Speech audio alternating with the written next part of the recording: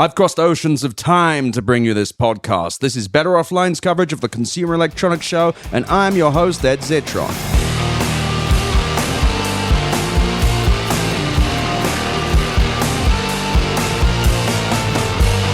Better Offline.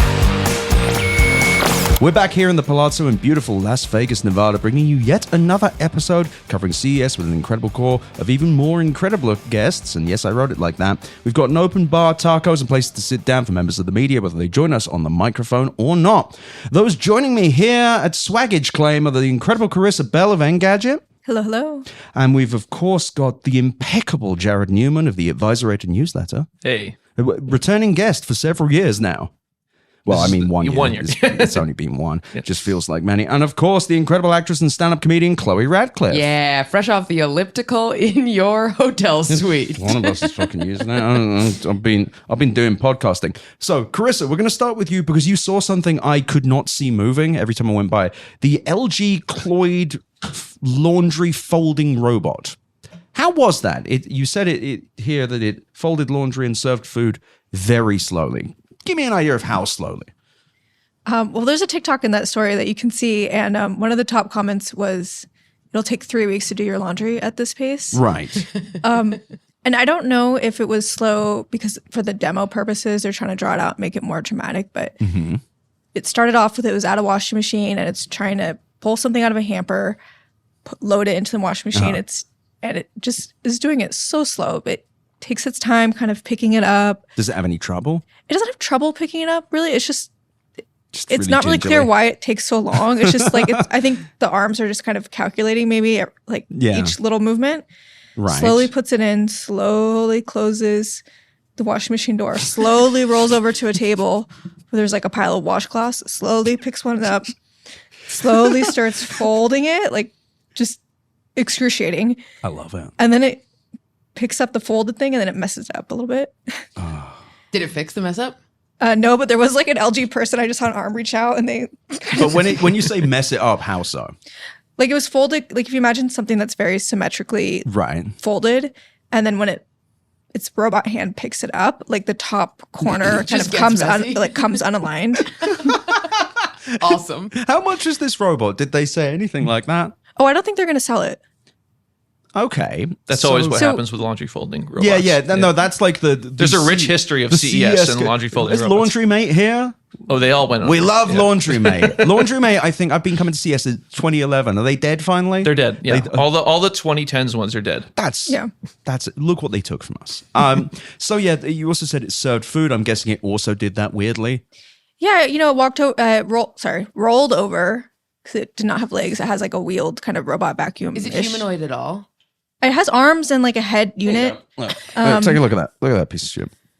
A head unit. Yeah, that's what they called it. They're kind of selling this as it works with all of LG's appliances. So when it rolls over to the fridge opens, it pulls out your milk, rolls over to the table, sets it down. That's so bad. And like, I'm guessing it would only be compatible with the LG stuff. Is this just a concept? Yes. Like, what? It is a concept. So, the whole presentation, it kind of felt like watching something at Disneyland. Yeah. It was like very high production value. They had this very charismatic presenter who clearly memorized this very tight 15-minute script that included a video that was playing, and they invented this story about this family and how Cloyd is going to help the dad find his keys and help really slowly. Make the kids make the breakfast. And you're watching it and you're kind of like, okay, like that's seems cool that the robot can do this. But then if you read but can it? Well, if you read the press release, what they say is, well, we're really interested in moving more into robotics technology, but they don't say anything about actually making Cloyd, selling it. The only thing that they mention is roboticized appliances, like fridge doors that open automatically or oven doors. So I feel like they're selling us the robot, but what they're actually going to sell is just like a fridge that can open by itself. Well, like a fridge with a trunk off of a new SUV. Yeah. With a button in it. But no, you have to get like the $7,000 LG one that you can kick to open. Yeah. Yeah, it's that these things are... I just want the coldest possible Diet Coke. Is that too much to ask? Yeah. Also, is its name Cloyd? Yeah. Cloid, but the I is small for some reason.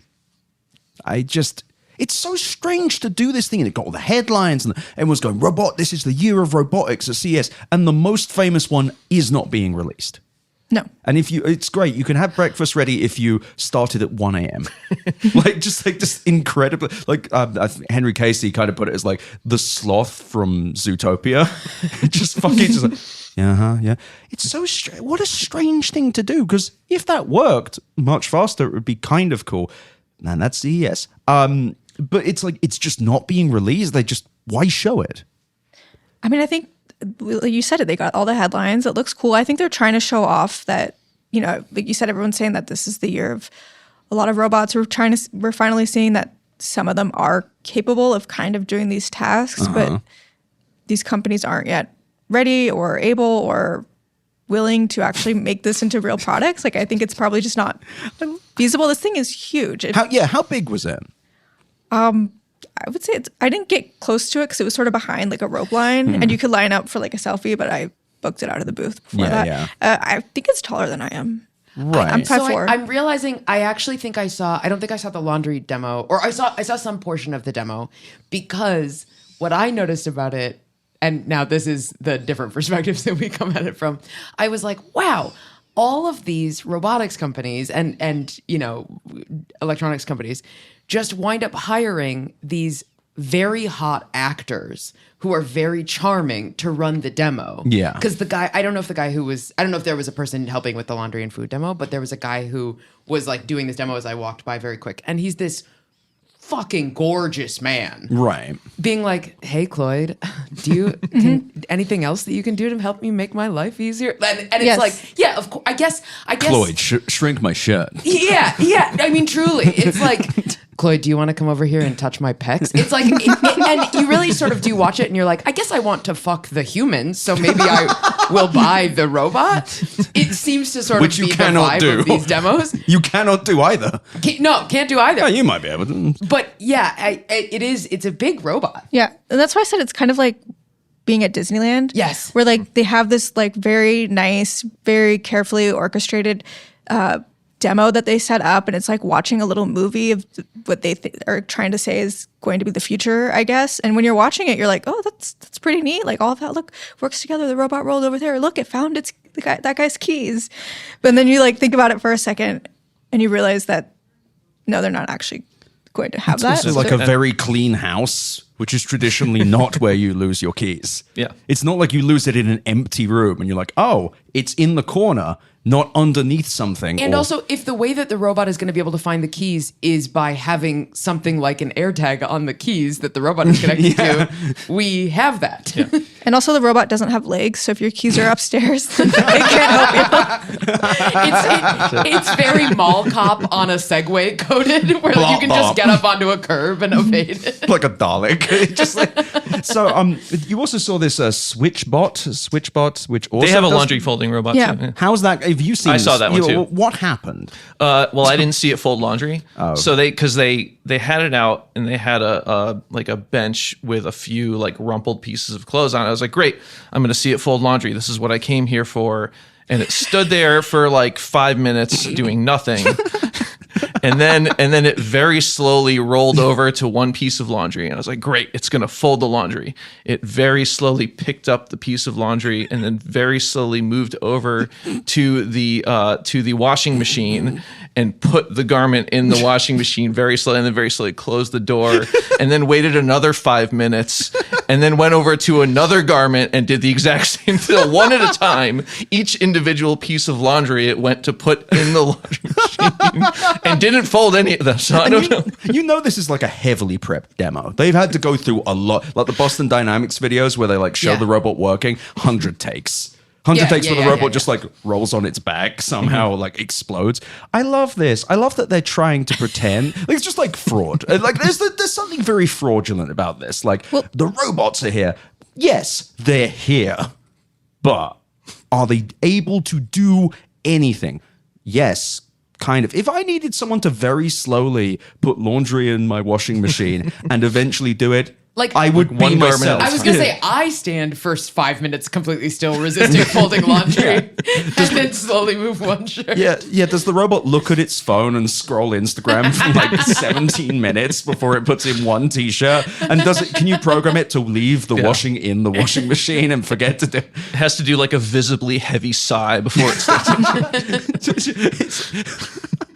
This is the most drama that folding laundry has ever been the recipient of. Other than in like a deteriorating relationship. Yeah. Yeah, there it's like a symbol of drama. This you're like this is the one thing I came here to see. And I was torn because I was like, how long can I wait to see if it actually was it going to run the laundry? And then I had to wait for it to come out of so. And just looking at this video, it's also like got a very strange long body with I kind like with the cute. arms. No, it's cute, but it's also like if I saw this in my home, it would chill me every day. I'd never get used to seeing this like Slender Man robot. Yeah. It looks a little dead behind the eyes. If you'd seen that. It has like these weird like the chows from Sonic Adventure. There we are. There's all 18 people who got that. Yeah, it's just To their credit, they did tell me that they are planning to sell it wow. towards the end of 2026. Wait, Cloyd or that one? That one, No, SwitchBot, the Slender Man. Cloyd will never leave the LG prison they put it in. Did you see any working robots? Either of you? One. I saw saw the one. fighting robot. The Right, boxing and I saw robot. that guy's dog shit form when he was fighting it. Just like didn't plant his feet at all. Pathetic. Yeah. But yeah, what was the purpose of that? Are you meant to fight it? Is it like a boxing robot? It also danced, and I think it was just like one of those general like, look at all these things that this robot can do. Feels like what they sell on Black Friday. like just like is that the one that I see in like various Instagram videos where it's just like running into a wall? There was a sign that said $5,000, so I guess you could just buy it. Oh my god! And honestly, that feels like you can haggle. Yeah, It's one of those Hey, at CES like I give you things you buy. $3,500. I'll give I you- walk out of that. I'll give you $35. Like you can take a tax loss. I will take this, whatever this is. I'm beating the fuck out of it regardless. The weirdest category of stuff at CES is the things that you can buy at CES. Like the massage chairs. Yeah. Like the wonderful massage chair. I actually did see on the way through CES to get back here, I found a massage chair company called Dr. Boss. And it just says, so do you have any problems with your spine? And spine is in blue bold letters. And then there are like 3 or 4 spaces with a question mark. I love them. I love the weird massage chair companies I was mentioning earlier episode. They scam you. They're like, yeah, I got a special CES deal. It's like, you don't. Yeah. You have like 7,000% margins on this. You just like everyone is defrauded. Yeah. Any working robots of any kind? Because even last year I thought I saw working ones. There was a TikTok dancing robot. There's one that does rock, paper, scissors against you, and it wins every time. Because it can detect right as you're about to do Yeah, it. it was actually like it was like a cheating robot because it was like a second behind your gesture. It was just also looked at what playing- you're doing and then was like, all right, I'm going to do the other thing. Oh, that blows. What the fuck is the point? I'm sorry. I've been trying this whole week to find good stuff. And every time I'm like, it's the year of the robots. Let's look at the robots. You can't. How many other years has it been the year of robotics? I actually don't know. That's a great question. Yeah, I don't think Like that feels like a headline that has happened before, right? I feel like I probably wrote I that feel headline like at they one point, play with ashamedly. they play with the idea occasionally, but there's just something very bizarre about this. I guess it's like, well, we can't claim LLMs do anything, so why don't we lie about something else? Okay, hey, we have robot vacuums, all right? And the robot vacuums are fine, other than picking up dust in my apartment, apparently. And yeah, I'm very confused. And we discussed this earlier as well. Like the robot, they had arms last year, and now the robots have legs, like the robot vacuums. Yeah. And yeah, I don't know. It's so weird. It's really weird. Like I feel like I'm going a little crazy because I've read tons of articles about like robots, but it sounds like the practical experience is they don't work, they don't do the things, or you can't buy them. It is a very hard problem to solve, like anything involving like limbs and all that. That's why the laundry like I wrote about another laundry folding robot last year. It was one that like their idea was like it was like lamps, and then the lamps are actually robot arms that turn into and they released this like very flashy concept video, and a bunch of people pre-ordered it based on just this rendered video that is not actually the robot, and they would not show like a prototype of it actually working. Right. And it's just like there's all these edge cases of any kind of garment you have to pick up and deal with, like getting a having all the training to deal with all that takes forever, and nobody's figured that out yet. Would any of this be solvable if we weren't so committed to having the robots look humanoid? No. Like if there was like a big tube. All right, here comes my idea for Okay, a okay. folding robot. You've cracked the code. Here's It's a my big pitch. tube. Yeah. I'm having an Imagine idea a right tube. now as a stand-up comedian that no one else here at CES has had. But like, if there was like a big tube and you dumped your clothes in, and then somehow there was like a vacuum space. Okay, no, I don't know. There was somehow a way to like stretch the clothes flat, like create tension in the fabric, no matter what the shape is. Like Engineers, suspended in the tube. you guys writing this down? Yes, suspended in the tube. Okay, In you're the with spe- me. in the I like laundry this. This is good. I've got buy-in so far. yeah. And then somehow there could be like a wire that like bisects that, and then it at least folds in half, and then like does the same. But like it's not a humanoid. It's a machine. Yeah. It's not a. My buddy. You even have to identify though, like where the edges of the clothes Yeah. are, and that itself is not easy to do. It's just Lasers. You're describing it's like, what do we need a robot to do? Oh, it could make food for me. Not really. Laundry? Not really. It can do a TikTok. You want to see something cheat at rock, paper, scissors? Because I'm constantly annoyed that I can't find a Yeah. better person as a rock, paper, scissors champion. I have never been able to be defeated by anyone. It's just so fucking weird. But you know what? Changing subjects. Did you find anything you actually liked? Either of you. I can go. Please. Pebble. Okay. I've heard Pebble get mentioned a few times. What was Pebble up to this week? Well, so they're doing back. new watches. They're back, and it's one of those things that is just like a passion project, which I Okay. feel like, And I can accept it's that. kind of That's like fine. an authentic. It's the same thing with like clicks. It's like these people that, they know it's not for everybody. They just want this thing to exist, and they put it into existence. And We got Michael coming on Friday. We'll talk about that a bit. I but- mean, I respect that kind of thing. I think the Pebble watches are great. I just think they're so really it's cool. just it's the watches, or is It's, I heard- so wasn't they- there a ring as well? or Yeah, something? so they're starting with the watches, and now they have a thing called the index, I believe it's called. Yeah, and you wear it on your index finger, and it's basically just a button that you can push to take a note. And then Like a voice note? Yeah, Do you like a have voice to note speak into the ring? That's cool. Yeah, Do you have to speak into the ring? I or think is- you can. No, I think you can just. There's be a little like, microphone in it. Yeah. Does it make a noise, or can you record people secretly? It's not persistent. It's like a push to talk kind of thing. But you can I think. break state law. I think. Yeah, I think you can break. Not in state Nevada. laws. It's Yeah. a one-party state. Interesting. In New York, it's a two-party consent. I thought New York was a one-party state. No, I believe in New because I break it all the time. So the NSA, Chloe. I shouldn't just A, admit that on a podcast, and then B, do an evil laugh after. She meant parody. She meant to Yeah, say yeah, the word yeah. parody of. But so it's just a record. It doesn't do any health stuff. There's no health stuff. There's no any of that. And then I think there's like a secondary function where maybe you can like program some stuff if you wanted to do something else. How much is it? You're putting me in a spot here. That's I think fine. it's something like $100, $75, something That's like not that. too. Is it ugly? I mean, It's presentable. So I many of them are think ugly. The time to look- there's a button on it. So I guess however you feel about the thing button. is, I can see the use for that. Like, I don't like voice notes at all. Like, I don't like hearing myself speak. well, I think it will transcribe the. I've note never into listened text. to a single episode of this show, which everyone listening to this who works at iHeart is going to love. And it's like, I can't hear myself speak. But if I could do a transcription, I might actually buy it. That'd be the first thing I've seen at CES Yeah. where I'm like, I would purchase that. Yeah, I think more broadly that they're just things. Their mantras is sort of not even a mantra, but just like it's this dude. He's done all right for himself in tech, and he just like wants to make cool gadgets that he doesn't see in the market and whatever. You know what? I like that. I'm And- reporting live on the Pebble Index ring. It really looks like a ring that somebody is using to record you. Let me see it. Let me see it. Want to turn A this sketchy towards, ring. turn this towards me? Oh yeah, like Like it really looks like. No, I don't have a microphone in my ring. it's like the hat that Homer Simpson wore with the camera in it, but a Yeah, ring. Like yeah. just like I'm just clicking this nondescript yeah, giant yeah. black button. What are you doing? Nothing. It's an awesome Now idea. say all the It really crimes is. you committed. Tell me all your secrets. No, I can't move my thumb. I can't move my thumb at all. I now actually know I'm now going to start critiquing this. So you have to, is it one you can click once and it will record? Because if you have to hold it the whole fucking time, that might be.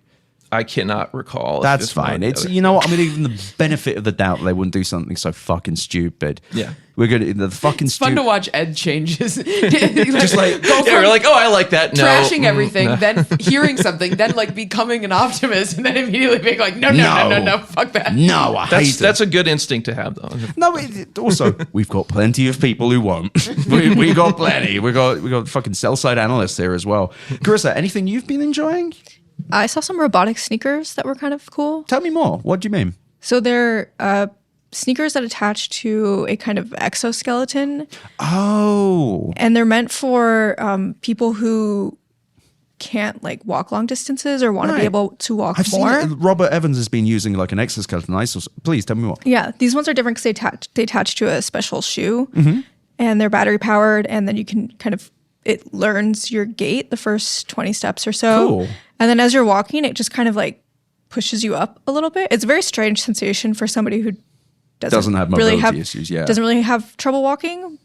But like 3 hours later, my feet were hurting so bad after being on them for 4 or 5 hours, and I was thinking like maybe that would like feel kind of good right now. No, I've got an ankle injury that sounds great. I did see another one, and every time I see them, like my hater instinct kicks in.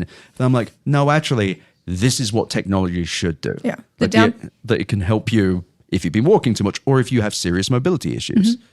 The downside is they cost $4,500. That actually doesn't surprise me. Yeah. Like that, if I hear that and I'm like, okay, it literally helps people who can't walk much walk. 4,500, I'm like, that's actually reasonable. I did see a few of them, and I'm Yeah. actually kind of excited Yeah. to see that because I don't know. Like I realize I just went from being a huge hater, but like I have several family members with mobility issues. My mom, my ankle, when it gets bad, really gets fucked up, and I can't walk. Like literally 2 weeks ago, I was having problems with my feet. It's quite lovely. Well, you are consistent in what you like and don't like. Yeah. And that is there a tangible, describable problem that this is solving? Yes. And I think the more physical, not necessarily like corporal, but the more physical a problem, the more you are going to be inclined to like the tech presentation of a solution. Exactly. And it's like, I think I think that's what technology is meant to do. It's meant to allow you to do things you can't do, to streamline things, to make things easier. That's cool. And there were quite a few of them. I want more of this shit. Like, let those who can't walk. Is there anything more technological than that? Yeah, the accessibility stuff is actually kind of interesting. I'm always looking out for that. Yeah. I was writing about it this year, and so many times it's hard to find anything like that because so much of it is just, cramming tech into products that don't need it, or, all the crap that we're used to seeing here, smart belts and just weird stuff. So whenever Smart belts. do you remember Belty from like years ago? Wait, Oh, I what do is kind of remember that. Yeah. Belty? Yeah, it was called Belty. What is Belty?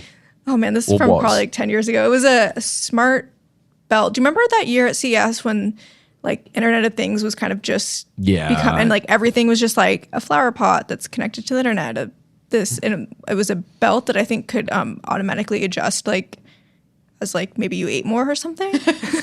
Oh God. Okay. Well, sorry, I ate my 5th piece of chicken.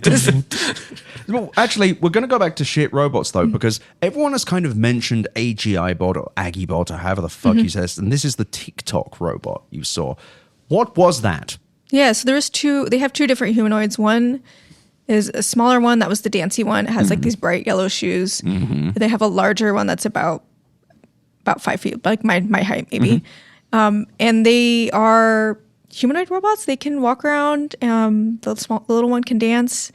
They have some kind of like AI functionality in them. So they're meant, like the large one, what they explained to me is that it's meant for kind of like either for businesses, hospitality use cases, like maybe you put one in a museum and it can like welcome guests and kind of like show them where to go. Or Can it do that though? Yeah. So what's interesting is this is a Chinese company that's making them. Okay. And they already have sold several thousand of these in China. We went Okay. to another robotics company booth, and the whole spiel of this booth was that the booth is run entirely by robots, and there's like a human guy there who's kind of like can answer a question for you if you want, but the booth is just these 2 robots, and they were the Agibot robots, and so the larger one was there, and it had a little microphone. You could talk to it, and you could have this like interaction with it.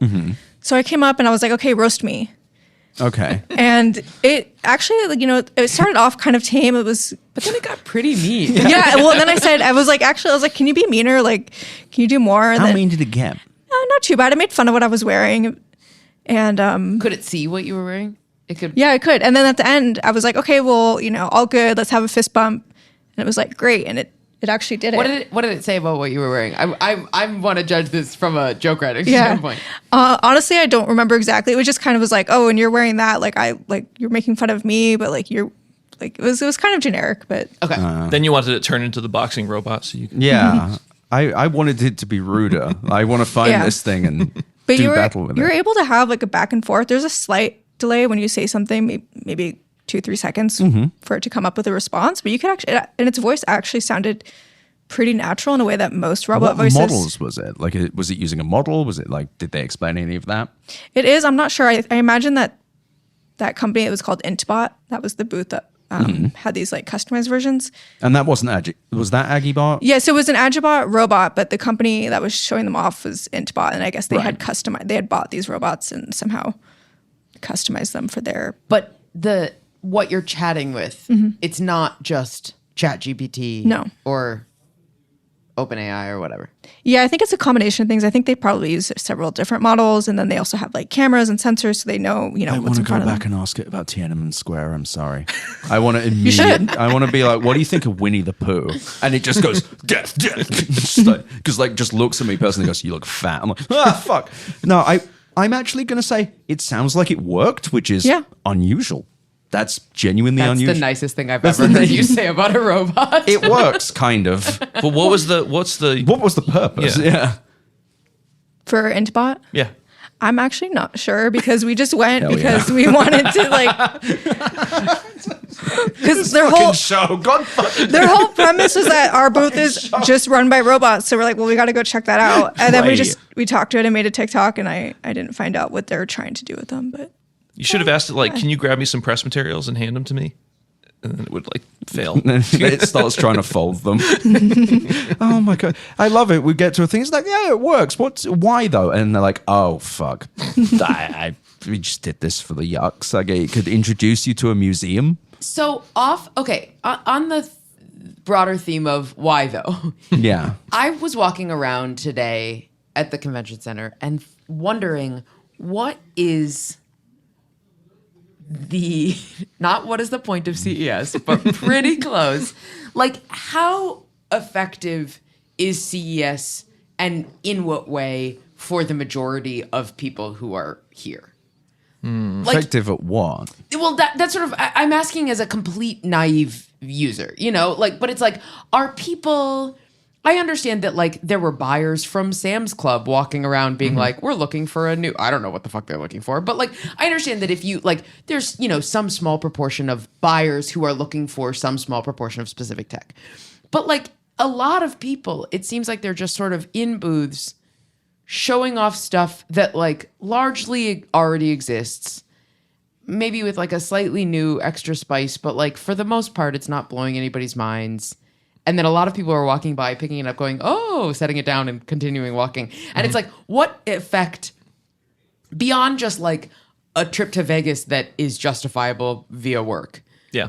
what effect is this having in most people's business? As somebody I'm not super pessimistic about CES, despite how ridiculous it is.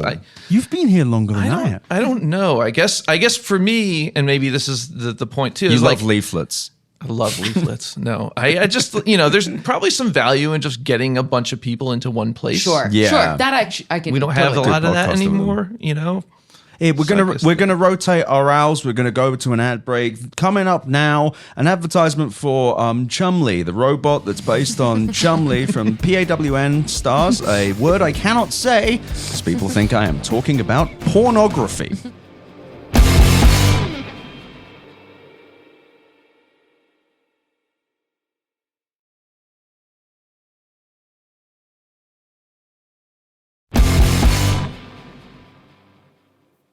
And we're back in the room, and once again, we're joined by Karissa Bell of Engadget, hello. Jared Newman of the Advisorator newsletter, Yo. I nearly said newsletter wrong. And of course, Chloe Radcliffe, actress of Is This Thing On? Yeah. And the stand-up comedian. Yeah. And we're back, and we're just talking about how and why people do CES. And I'm getting this prevailing just feeling about conferences in general. Jesus Christ. That they are just there to give people something to do. Like, they put people in a room. Yeah, there's to an extent, but like, I'm going to admit, I don't go to conferences in general. I never have run a PR firm since 2012. Like, I've just not gone. It's never affected. Every time I've gone to a conference other than CES, I've just been like, why? And it's like, oh, we got to meet salespeople from this. And it's like, okay, but why though? And there's so much stuff here. If this year feels like a landmark year for just shit that don't exist.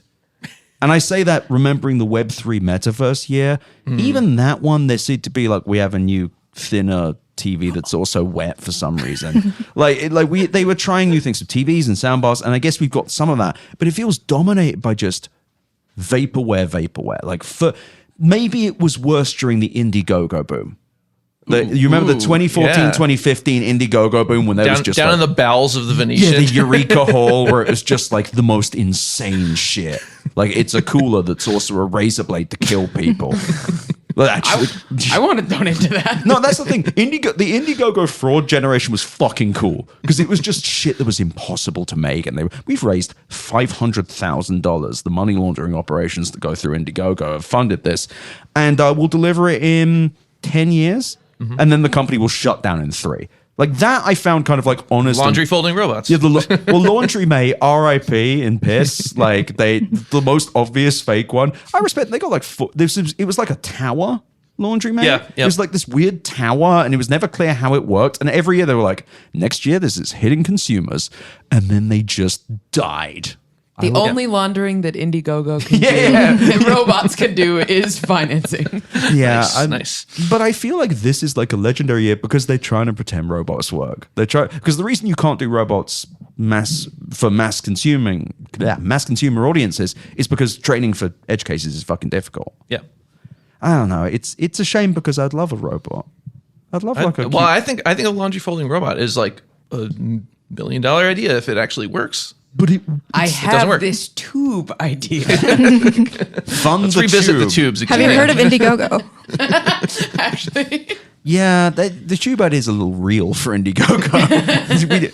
We've got to do like a movie that never gets made, or like a card game made by like a disgraced substacker, or a board game by a guy with an allegations section on Wikipedia. Like, that's all we do on here. It's just weird because I say this with a little sadness because, like, I may seem like a cynic, but I'm broken-hearted romantic. If we had like an actual laundry folding robot, that's cool. Yeah, that'd be cool. I'd love that.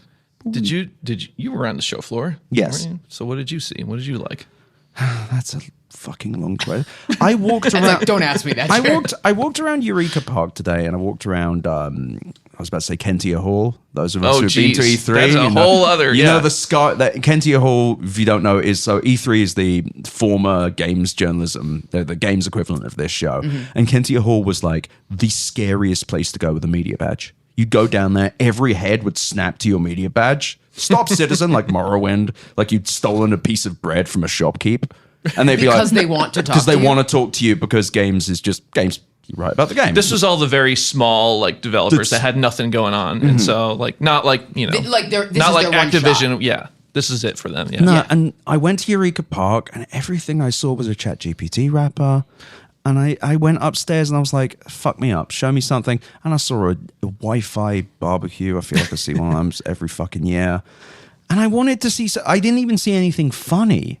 I was trying to noodle on this idea, like, I don't think this is the right term, but like AI slop product. No, do you know what I'm talking about? No, there's a real slop nature to it. It's just like, what is it? Hey, you want a document analysis? Yeah. Well, also like, like an example I'm thinking of is like, I think it was Hisense. Like they had a oven, and then the oven had like a very small display on it, smaller than a phone. And they were showing like you could be like, I'm in the mood for pizza, and then it would like generate a pizza recipe for you. You know what I mean? So it's like the recipe itself is slop, but then also like the implementation of AI is slop. Do you know what I mean? You're just looking at this tiny little screen. It's like, roll out the dough.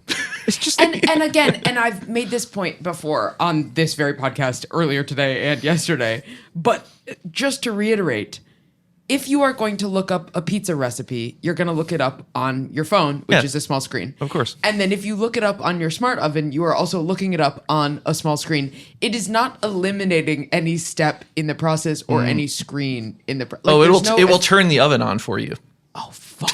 There's a step. Fuck. It'll turn the oven on? Fuck. Has this ever happened to you and just bashing your hand on different parts of the oven? How I turn oven on. Another I Tim- am woman. I know this instinctive, but I do not make happen. It's like a Tim Robinson bit. What do I do? What do I do? And then the screen goes, turn on oven.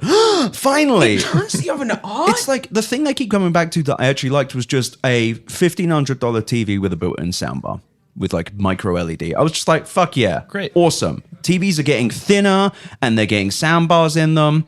And that's why everything has AI in it, because it's very clear that it's becoming really cheap to make thin and big, good-looking televisions. That the actual difference between like a fancy fucking LG one and a combination of different letters you can buy on Amazon, that most people can't fucking tell. I'm sorry. That's a whole other thing. But yeah, there's like micro LED and now micro RGB. I don't know. I don't. Both of them, if you stand in front of them, it looks like you're like looking into the eye of God. But like they're kind of the same. But I love it. I genuinely love the fact that like a good looking TV is easy to get now, and you can get them everywhere, and they're really really good. Like even the kind of cheap ones are pretty good. Like I can notice the difference because I stare at screens all the time, but I think most people would be really happy.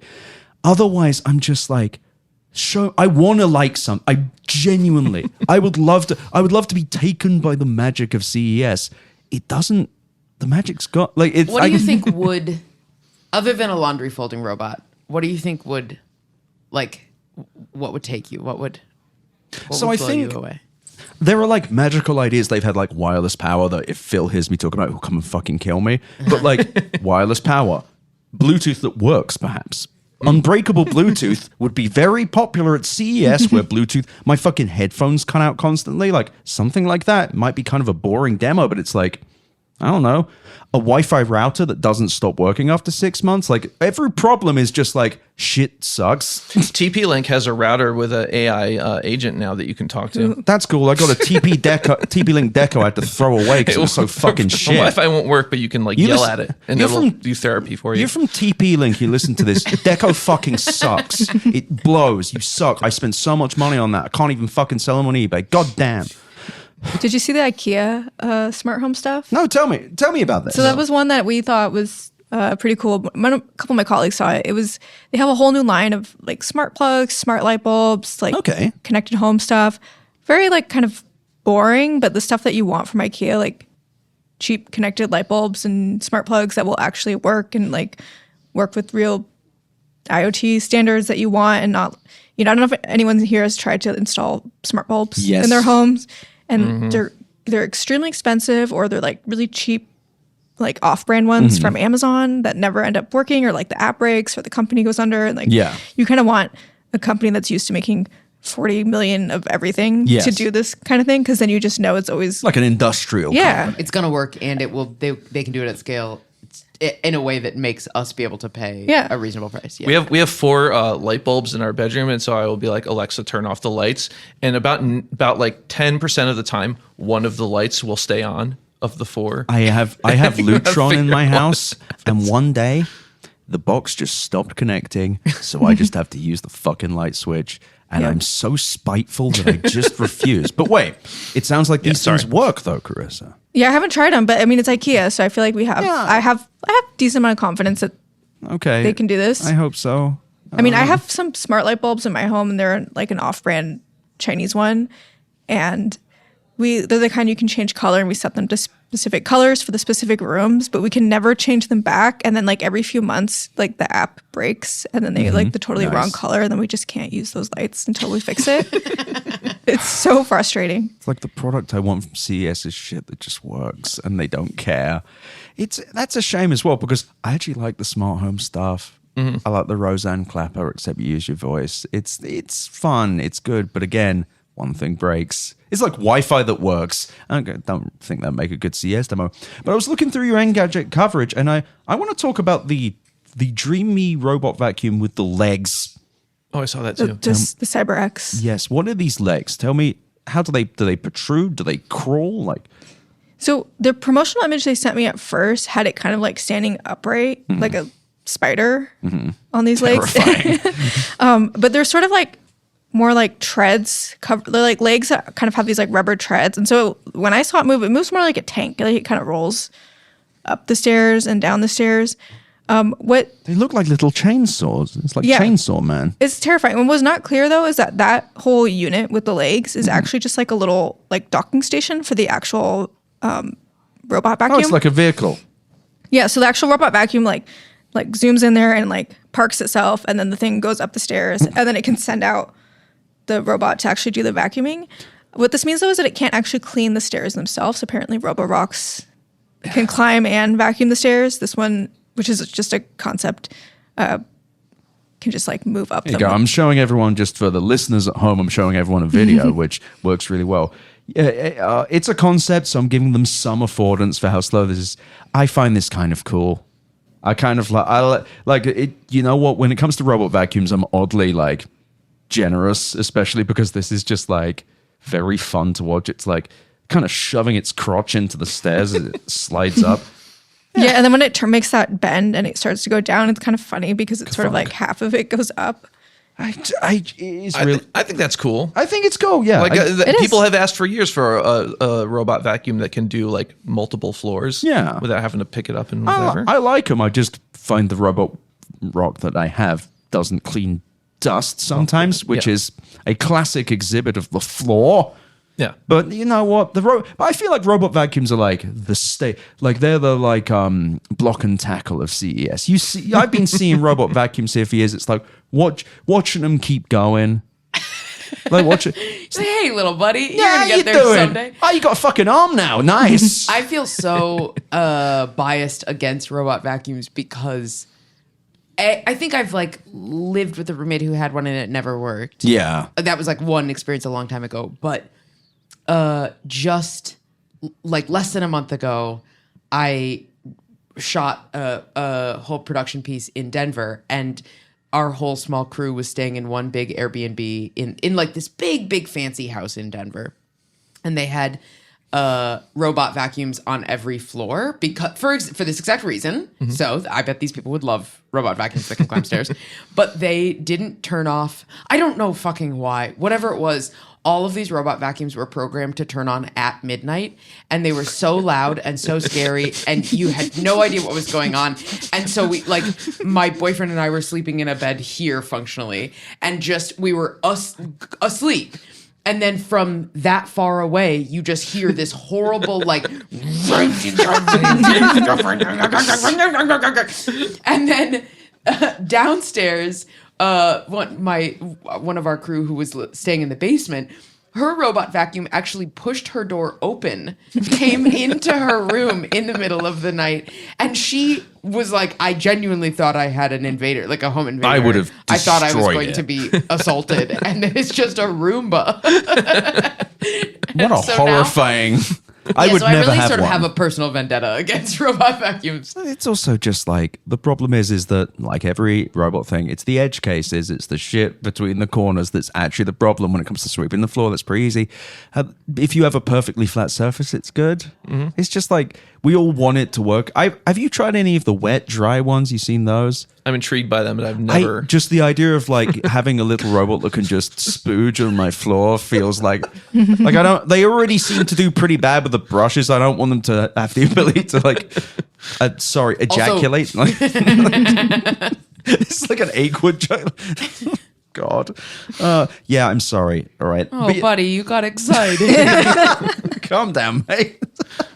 I think that's kind of, that's the core disconnect of CS, right? Like you just want stuff that works a little better. Yeah. And that's not something that you can have a CES booth about. Like it finally works. It's What not if really. it did more but didn't work? Like, That's often what it is, though. really, that's another CES tagline. CES 2026. It does more. It does more. It does more.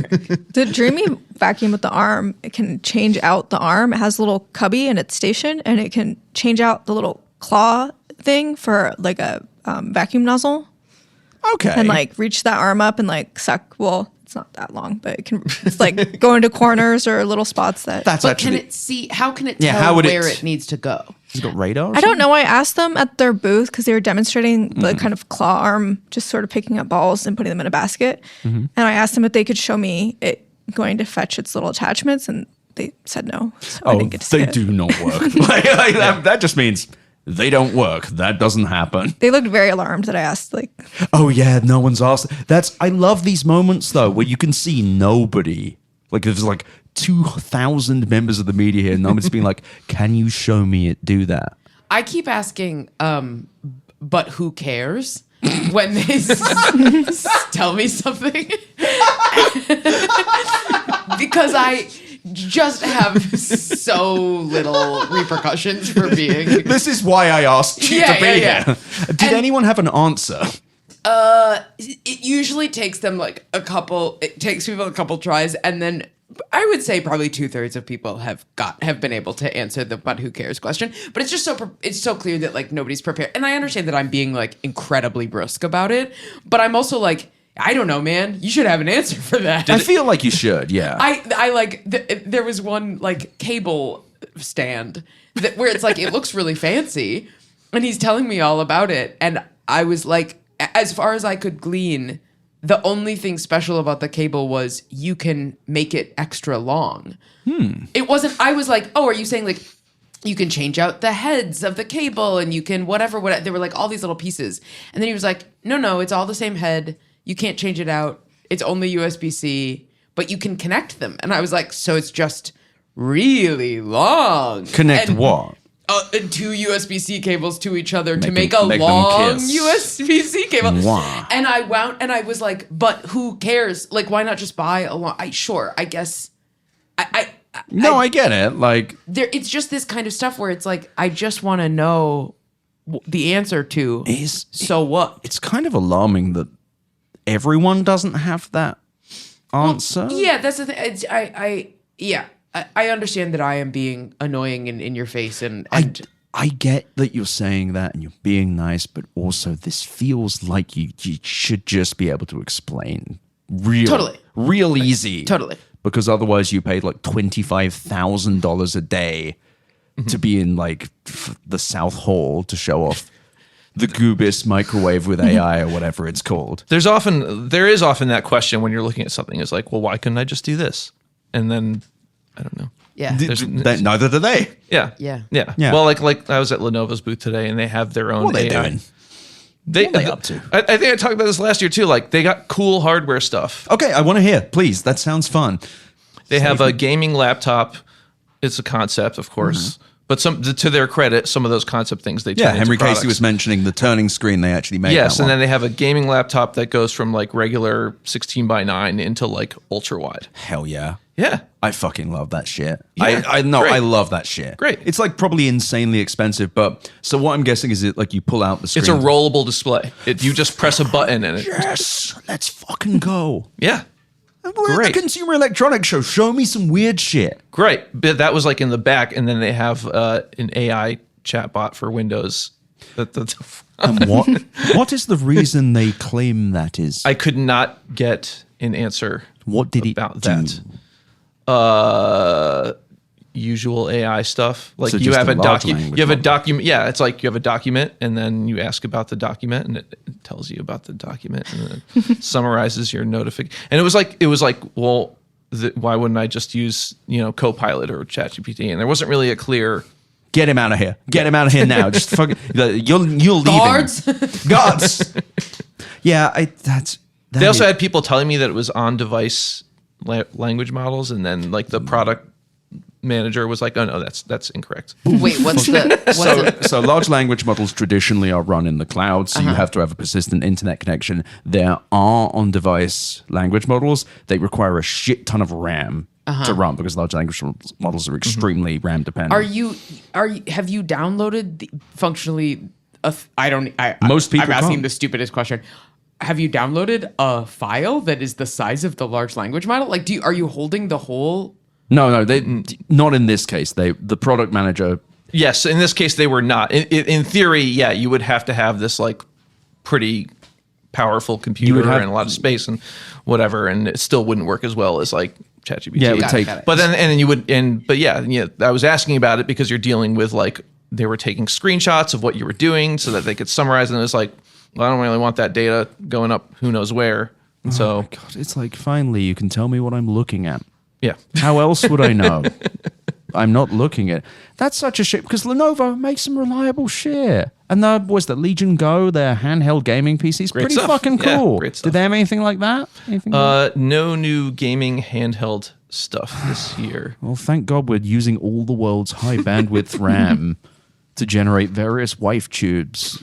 Like it's just such a shame. Now, Karissa, I'm going to change the weird company to choose for something that is actually kind of interesting. Meta's doing some stuff with this armband, right? And I was nearly ready to make fun of it as an autist myself, but this one that can see facial gestures, or like emotions and such. For the blind though. Yes. So this is actually a startup that is, the startup is independent from Meta, but they made this wrist-based like wearable device that's supposed to work in conjunction with Meta's smart glasses. Oh. So the idea is that you're wearing Meta smart glasses. They have these kind of like real-time AI capabilities. So I'm talking to you, the video's on. That's going back to an app that's run by this startup. Right. The app can detect, they have these models to detect kind of like facial expressions, gestures. There's a whole bunch of stuff you can customize. Right. And then this wristband, it'll send a signal to the wristband and it vibrates in different patterns based on like if you do a thumbs up, it might vibrate like in a certain way. If you do a thumbs down or you frown or you know. For someone who's visually impaired, Yes. that actually sounds quite useful. If somebody is talking to a blind person and they give a thumbs up, that person Yeah, is actually, evil. that's a good point. Anybody who That's a good point. Anybody who thinks that they can communicate with a blind person via hand gestures should be walked off. You are a doing cliff. the jack-off gesture at me. My armband's fucking telling me you are just doing this with your hand. Yeah. Well, you can do more subtle ones too. And I think it's also, they said that, there's people who, they're talking to their kids and they're like, oh, I never get that feedback from my kids That's of very like cool. knowing how their That's expressions. nice. They Chloe, did get back in line. No, they did say that, they think that perhaps there's a use case for people who are neurodivergent who just like can see the facial expression but just like don't know what it means. But I say this as someone with autism. If I heard someone say that to me, they might be blind by the end of the conversation. I will say this, if you're a visually impaired listener to the show, I would actually love easy@betteroffline.com. Please email me because I can see, like I don't experience your life. I'm actually genuinely curious if these things happen because I know last year there was this cane that talked and we kind of like we made fun of it, but it was like people were like, no, this is actually really useful. And I want to know because I don't want to give people shit for something that's actually useful. The fact they're mentioning the neurodivergent thing really fucking pisses me off though. Because that is like the experience of someone who does not have autism or anything related to that. Because it's just like, that's not how it fucking works. We're not sitting there like what is the bloke from Lie to Me? Where he's just looking for micro expressions. Nobody saw that show. Okay. I saw it. Okay. It's just mostly Tim Roth going, you're lying, mate. And then like every scene is cut between like a picture of like Colin Powell and Bill Clinton like frowning at someone. It's like frowning. If they should have to Lie to Me bloke at CES. You know what? It's weird. Meta seems to have like oddly interesting accessibility stuff though. Like I have a mate who works over there. And it's like they seem to be trying something there. And then there's all the other stuff that Meta does, like 10% of their revenue being from fraud in 2024, which is real. Does that mean that like somebody high up in some pyramid at Meta is actually well-intentioned? Yes. I mean, like I must be clear. I think Meta is a deeply evil organization run by a scumbag. And when Mark Zuckerberg, I assume from natural causes, passes from this world, I'll throw a fucking party for that piece of shit. That being said, There are people at Meta I'm familiar with, in accessibility in particular, who actually give a shit. Yeah. It's just they're not running the company. And I think it might be sadly like an after effect of the larger product. But at the same time, if there's some fucking good from it, it's just It's hard to get excited about something from Meta. Yeah, exactly. It's like, especially because like the only Meta product I unashamedly loved was the Portal. The Portal was great. But it's because it's weirdly hard to find a thing to call someone from a TV. And like on Christmas, my kid and I might call my parents, and it's easy for my dad and my mum to work, and they just click and it works. And they of course discontinued this product because Meta is not what the Portal is. Yeah, Meta's not about connecting you to people. It's about showing you either like dogs barking or like dog whistles mostly. AI dogs barking at this point. Yeah, like the worst AI stuff. AI generated like sprouts another head, and then that head starts barking. Sorry. So I'm like being like reverse gang stalked by Meta though, because I don't get any AI slop. Oh, really? I've never been shown any.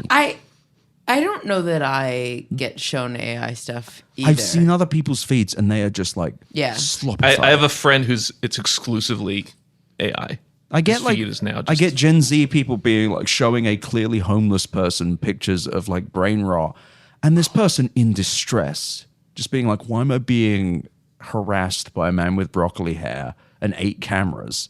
And it's like, oh God. But luckily I've trained my thing so all I get is like silk and wind howls now. Like shout out to Chloe and Abby and all those wonderful dogs. Everyone knows what I'm talking about. Just moving on.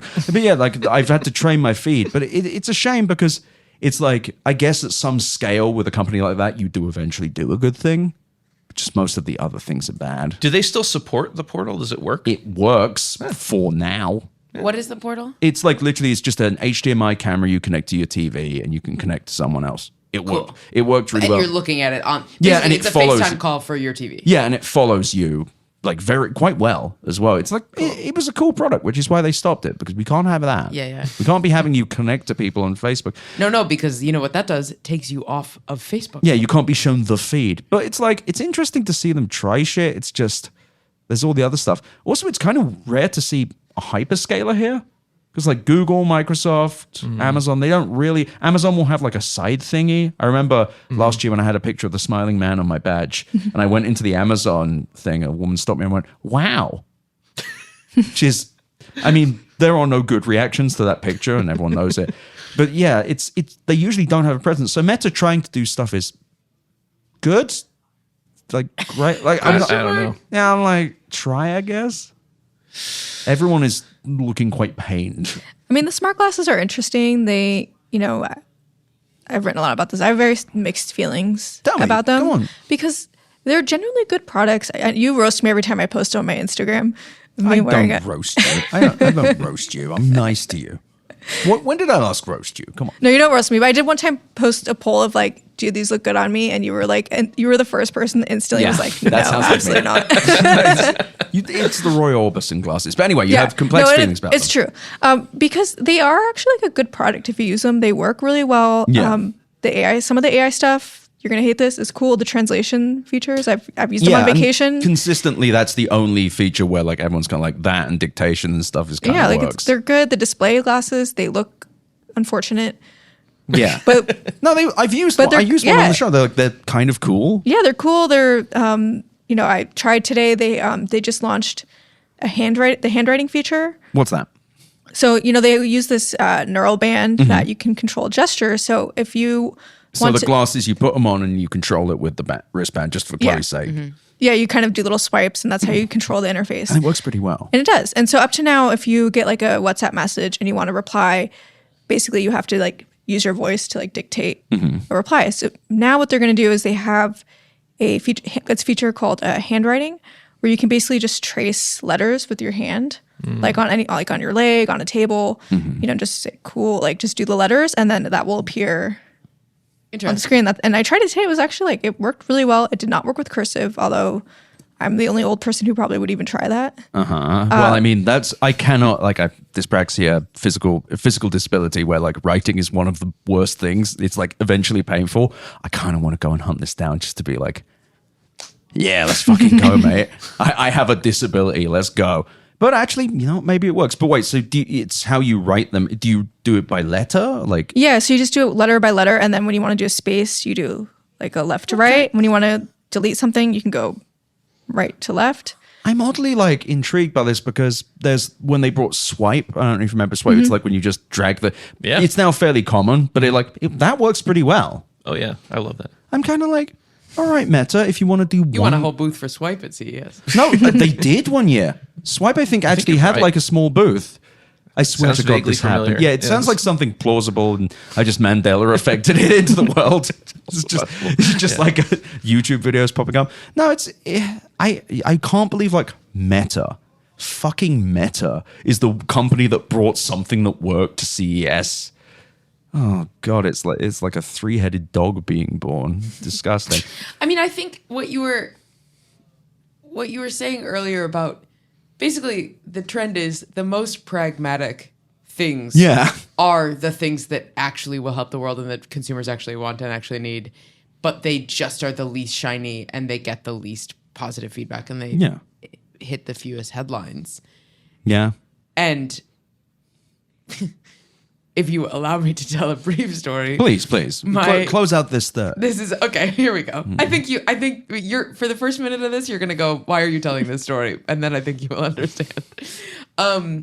For my wonderful boyfriend's birthday earlier this year, I had a couple grand plans. I have this like very vivid memory of him having, when we first started dating a couple years ago, having this like plug by his bed that had multi cords coming out of it, like a little octopus setup kind of thing. And he would move it from next to his bed to his office and then from his office to wherever we were going. And 2 years ago, I was like, it would be awesome to get him a second one of those so that he didn't have to move it around. And then he also thinks that the M&M's store in Times Square is very funny. And so I was like, I also will get him some M&M's store branded merchandise. Okay. And then I think I had a third idea. Right. That I don't remember now. And then it was the day before, my boyfriend lives in London. It was the day before I think it was the day that I was flying to London. Right. Had not purchased any of this. Went to the Times Square store in London. The M&M's store in Times Square. Couldn't find anything that he would want. Got him a pair of boxer shorts that I knew he wouldn't like. Nice. It's not the type that he wears, but I was like, at this point, I really have backed myself into a corner. Landed in London, went immediately to multiple department stores looking for this type of cable, whatever. Horrible. None of them had the setup that I wanted. I wound up buying, what's the fancy, it's Harrods. like Macy's. No, it's like a step down from that. It's a two-name, John Waters. John Lewis. John Lewis. John Waters. Yeah. I fucking wish. So you went to John Waters. I went to John Waters. Went to John Lewis. Bought him a plug and 2 cables that all were sold separately. Couldn't figure out what the third, couldn't find the third thing. Whatever. I wound up for his birthday, and just for context, the year before he had turned 40, and I had gotten him a vintage Tottenham Hotspur, which is the soccer team that he supports, warm-up jacket from the year that he became a fan, 1993. Hunted on eBay, found it was this incredible gift. And this year I brought him M&M's boxers and a plug and 2 cords. And he was like, you are the idiot husband and I am the long-suffering wife. And fair point. But the entire point of this story is, out of all of the presents I have gotten him over the last 2 years, you want to know what he fucking uses every fucking day? The plug. The cable. And the cables. And I'm like, see? It wasn't a bad present. And you are still the fucking husband. I'm still the You're husband. Still I'm the still the husband. husband. You're still the husband who got the gift. Yeah. That you're like, look, it's good. It's good. It's You good. use it. It's you working. like it. You're happy. It was expensive. Stop muttering under your breath when I mention Christmas. All right, we're going to rotate to our next guest. The next advertisement is brought to you by Blort, the sun cream for dogs.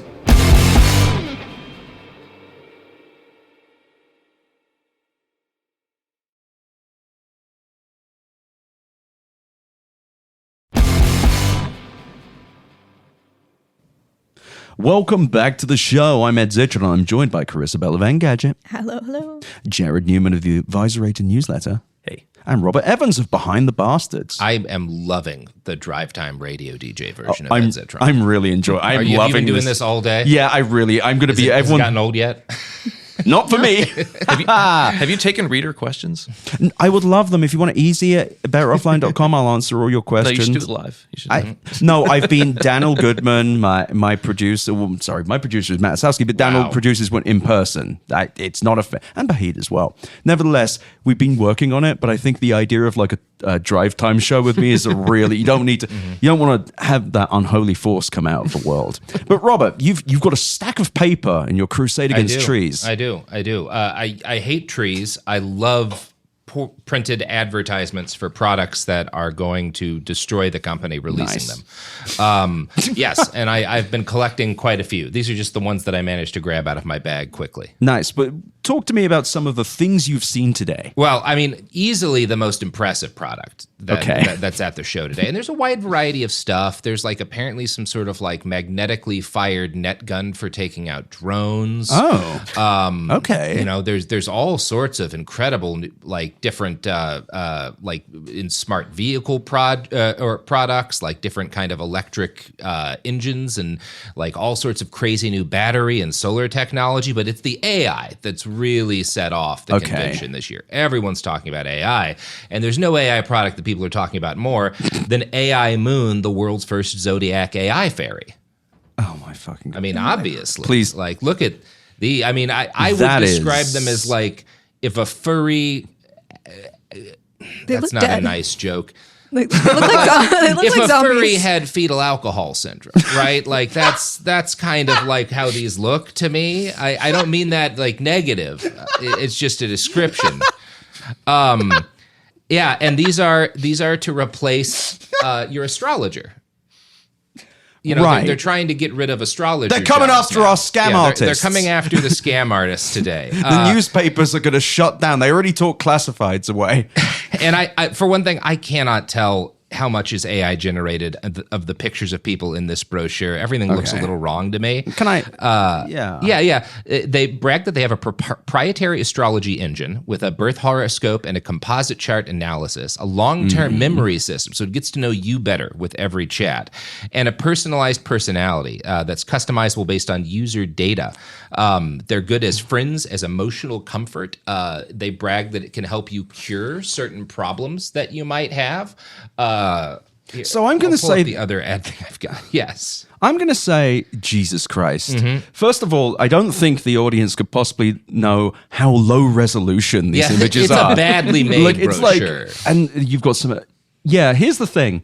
Because there's like astrology where it's like based on like when you were born and what times. And like there's also like thoughts. This is not that. This is like various photos that okay, this is like, did they Photoshop this thing in? That's what they don't quite look right, and I can't tell if that's just because they used AI photos or if there's just like a deep well of madness at the center. So of this are these product physical cycle. objects?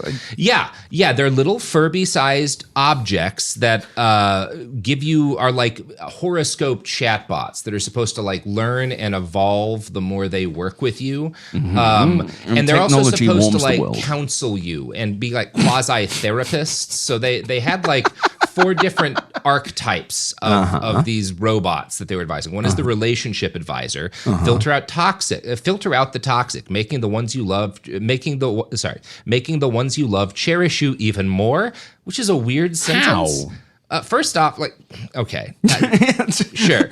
And this one is sharp-tongued, emotionally rich, sharp intuition, strong empathy, and sensible. And obviously, it's a Scorpio. And then the Capricorn one is your career lucky charm. It cures overthinking, which might be a violation of FDA rules about advertising. Cures inaction, masters hustling, and career building. I want to know how it cures inaction just by it's so horrifying you make it. Yeah, I need to get up and leave my house to get away from the doll. And then there's the joyful protector. Tap once to ditch the mental overload. Stay upbeat and carefree 24/7. And I really wanted to try these out, but they did not seem to be functioning. At least the demo I got, I couldn't really hear it, and it connected. It just like wasn't connecting. I guess like that's been an issue because I've tried a bunch of different. We we gave access to Gemini or to fucking ChatGPT, to a Ring or to a pencil or something like that. And most of the ones, when I'd ask, like, can I try it? They're like, well, the signal's not really working right now. Like, because That's been a lot, though, because the Wi-Fi doesn't work and all of these things are off device. Yeah, well, and that's one of the products that I did really like was I initially just discovered the company because I saw their name and I was like, that can't be an American company because they would not have picked this name. And it's they do translation-based AI products, and the company's name is Trans AI. Oh, I saw that. So I just kind of like that got me looking. But then their products were actually really neat. They had a device that's like a transcription tool. It's about the size of a smartphone. It's got a little screen. It looks nice. It's got a swiveling camera that has like a little engine on it, and so you can just set it down when you're doing an interview, and it'll transcribe that. But it acts as a translator. It's got like 150 languages, like you can have translate convert, which a bunch of products do. Actually sounds a ton of cool. people. And this was on. Right I remember them saying this was all on device. and it's on device. That's what I really liked because a lot of people are offering this as a translator, but it's in the cloud, or it's you're literally like ChatGPT is on it too, and like so you want me to have like interviews that might be sensitive and then throw that shit back to ChatGPT or elsewhere on the no, I want it on device. And especially with these cheap companies, they're not paying the extra to keep it. So it's not being used as training data. Yeah, and that will be Trans AI is going to have this out there. If you just Google Trans AI Kickstarter, they've got a Kickstarter going to fund this device, which I didn't get to test it fully. I did get to like hold and look at it. It seemed at least physically well made. Like it's a good industrial design. I can't. Well, I did. I mean, there's only so much you can try standing around. They did give me though a set of wireless earbuds that are automatic translators. That are supposed to. So I am going to get to try that out. I like that. So we'll see how well it works. Were the earbuds on device as well? No. Those are because they're just little earbuds, right? But cool. It may just be though that it downloads enough onto your phone. I haven't gotten to try that yet. But I feel like in a few years, anything that's left of the air bubble will all be on device just because nobody trusts this shit. Right. Well, and just and nobody wants to pay for it. No one wants to pay for it, and for stuff that's really crucial, like being able, like if you're trying to sell, like you can have conversations when you're traveling around the world, maybe in like weird off-grid locations. I don't want to have like 5G. I don't want to have to connect. We were to just an saying app, that earlier. It's like if you're in somewhere where you desperately need the translation, there's no English speakers around. It's probably also not a Wi-Fi rich environment. Yeah, and you have more experience of this, I think, than anyone. And you'd always prefer to have a person, but that's not always super feasible. I mean, always. So what else you got in your pile of papers? Okay, let's see. What Papers, else please. do I have in my... Well, I've got this book that I can't wait to read, Patterns for Building AI Agents by Sam Bhagwat, who is the co-founder and... That's a great name. I think it's just a normal name. Sam Bhagwat is co-founder and CEO of something called Master AI. I don't know what it is, but 11 of these were sitting out at a bus stop on the way to the convention center, so I just went ahead and grabbed one. It's like when you're walking around Brooklyn, you find a Scientology thing. Yeah, it might be a cult. I have not confirmed it's not a cult. Okay, this guy, the patterns for building it, Sam Bhagwat. I don't know. I'll look at this later and I'll tear it. Oh yeah, this is. Actually, I can't read this. It's the sequel to Principles of Building AI Agents. So. Okay. You got to read the first one. You can't watch The Empire Strikes Back first. Sorry, I found the name. This is the device I was talking about. The AI, the world's first on-device AI meeting note taker, the Trans AI Note. You can like see it's like a nice looking gadget. By the way, there was another device called Trans AI or Trans. It's something with Trans and AI in the name, and it was voice cloning. It was a translator that tried to make your voice sound like it was in the other language. Oh, that's kind of cool. Yeah, it was a little unsettling. That's really good for fraud. Like that really is going to hyper. Great for fraud. So I've been really wanting to take advantage of a lot of French people at scale, and it's just hard to do right now. Yeah, I'm just reading this agent book, Example Coding Agents. Replit agent feeds errors back into context and kicks off an automated feedback loop. Based on everything I've ever read about that company, that is wrong. Just like it may be. Just the I haven't looked into fraud the book yet. masters. There was the Cybo Pal, which is it was one of those products where like I can see the cool in this, but it doesn't work very well. Where it's supposed to be a sight tracking intelligent monitor that moves on its own with your head. I can see the value as you like move it. Now, obviously, you don't want it to just physically move whenever you move your head, because that would be a nightmare. That would like literally be hell. Like if this gadget's just constant, as you're like, I gotta like move over, take a hit of a vape pen or something. But so they had to figure out like what is like an easy, seamless, unobtrusive way for you to tell this thing to move. And they settled on a complex series of different hand gestures that you have to use. You have to go aim at one of two different sensors. And first, the lady who was like the PR representative that was supposed to show it off tried to, and about 1 out of every 4 times it did what she asked it to. And then the guy who I think was one of the inventors, who's definitely her boss, there's a language barrier, so it was a little hard to tell their exact roles in the company, sat down, and he did a lot better. It responded to what he asked it about 70% of the time. But it's still a lot. Both of them, a lot of the time, are just like doing this, like repeating the same like 2-finger gesture, whatever, over and over at a camera to get it to move. And because periodically for like 40 seconds, it would do like 5 or 6 gestures in a row, would move, and I was like, oh, that's kind of neat. Like, if it worked, it would be great. CES 2026. Yeah, yeah, exactly. And it's just one of these. It's another like AI product where, for one thing, that's not AI. I'm sorry, guys. AI, no. Like we're using that for every. It's the same thing. Like they had that company that Apple bought like in 2011. That was like they had it was like a bar. It was like a Wii bar. You're attached to your monitor and you could like do gestures, and that barely fucking worked. Yeah. Hell yeah, nothing has changed. Lenovo actually had a tilting, swiveling screen laptop, and that follows your head when you're on. Did it work? Yeah, it worked. Well, these people are fucked then. Sorry, you were going to say something? I was just saying we had that. Didn't Xbox have that technology like 10 years ago? Well, Kinect, but it couldn't see black people. That was like it's like a better off Ted joke. That keeps happening too. That's not the first, nor will it be the last time. Yeah, the law doesn't seem to do that either. Well, sometimes. Yeah. But yeah, I mean, and that the whole frustration of like things labeled it, because there's a mix of like shit labeled as AI that under no circumstance does anyone reasonable consider like a robot that responds to a gesture by moving a screen, and that's all it does. It's not an intelligence. And also, just do you have fucking hands, and have you met people with other hands? Like we've been doing that for forever. Like machines that you can like do something into a camera and it recognizes a simple command. It's computer vision. It's just basic. Like you get that on device now. And likewise, like I keep seeing, like I liked this AI, this meeting note taker. Is it AI? I guess it's more AI to recognize and like transcribe a conversation, but the appeal is not that it's a thing that you can communicate with. The appeal is that it can do a task, right? It's this, there's a bunch of different AI pins and AI glasses, and the ones I hated all had chat integration into it to where you can communicate with it, and the ones that were cool were like, yeah, it's a pen that can listen to a conversation and transcribe it for you. Right. And I was like, well, yeah, that might be useful, you know? It's just like, it all gets back to the classic thing of like, yeah, I want this to do a task, and they're like, oh, no, sorry, AI doesn't do that. Yeah. Like, it's not able to do that.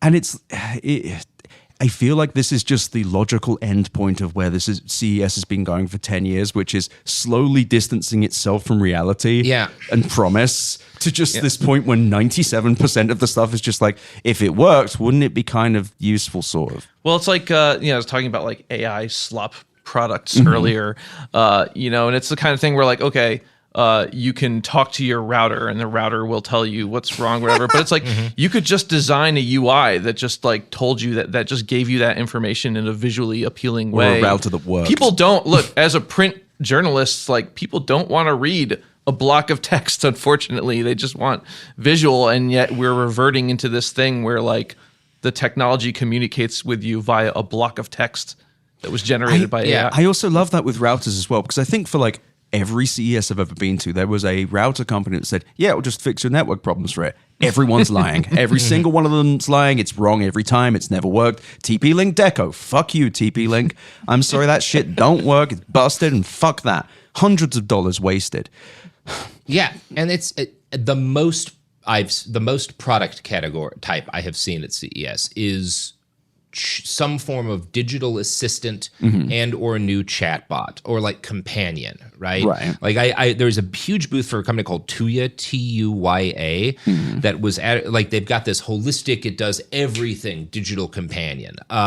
You can, like, there's a health version of it, so you can like feed this thing your health data, like you can give it access to your wearables, and it'll not just like tell you, well, what's my heart rate at, how much, many calories did I burn, but it'll tell you like it'll like make workout plans for you and like recommend diets and stuff for you, which, like, I guess I'm sure there are people who want that. I have the concern I always have with okay, so you're feeding all of your biometric data into this machine that you're feeding all of your communications to. It has access to your email. It has access to your notes.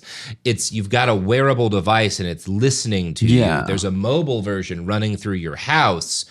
How secure are you? How much do you trust this company's data safety policy, data retention? Considering big companies have breaches all the time. I will also add, if you get the wrong workout plan, you can actually really hurt yourself. And I say this as someone who's done it to myself. Yeah. It's just like that feels, I feel people are very cavalier about that as well, where it's just like, oh yeah, I'll just take the workout from the air, and you fuck your leg up, you fuck your arms up, all the things I've done. Yep. And there's so they have an AI pet robot for Tuya that can live in your house. Okay. It looks like a big white donut with wheels, and I think the hole in the middle is meant, at least based on the crudely photoshopped cat sitting in it, to be like your pet can sit inside the AI robot companion. See, it's part of the family. I've always a pet for my pet. Or is it kidnapping your cat? And it's telling that they couldn't get a real cat in that thing. They had to Photoshop a cat crudely into that thing, because no cat is getting inside a wheeled robot. Baba was killing that shit. No. Baba was fucking running across the house to like donkey kick that shit. And they describe, again, it just looks like a donut with wheels. Galactic design, harmonious coexistence, sleek sci-fi aesthetics for pets and people.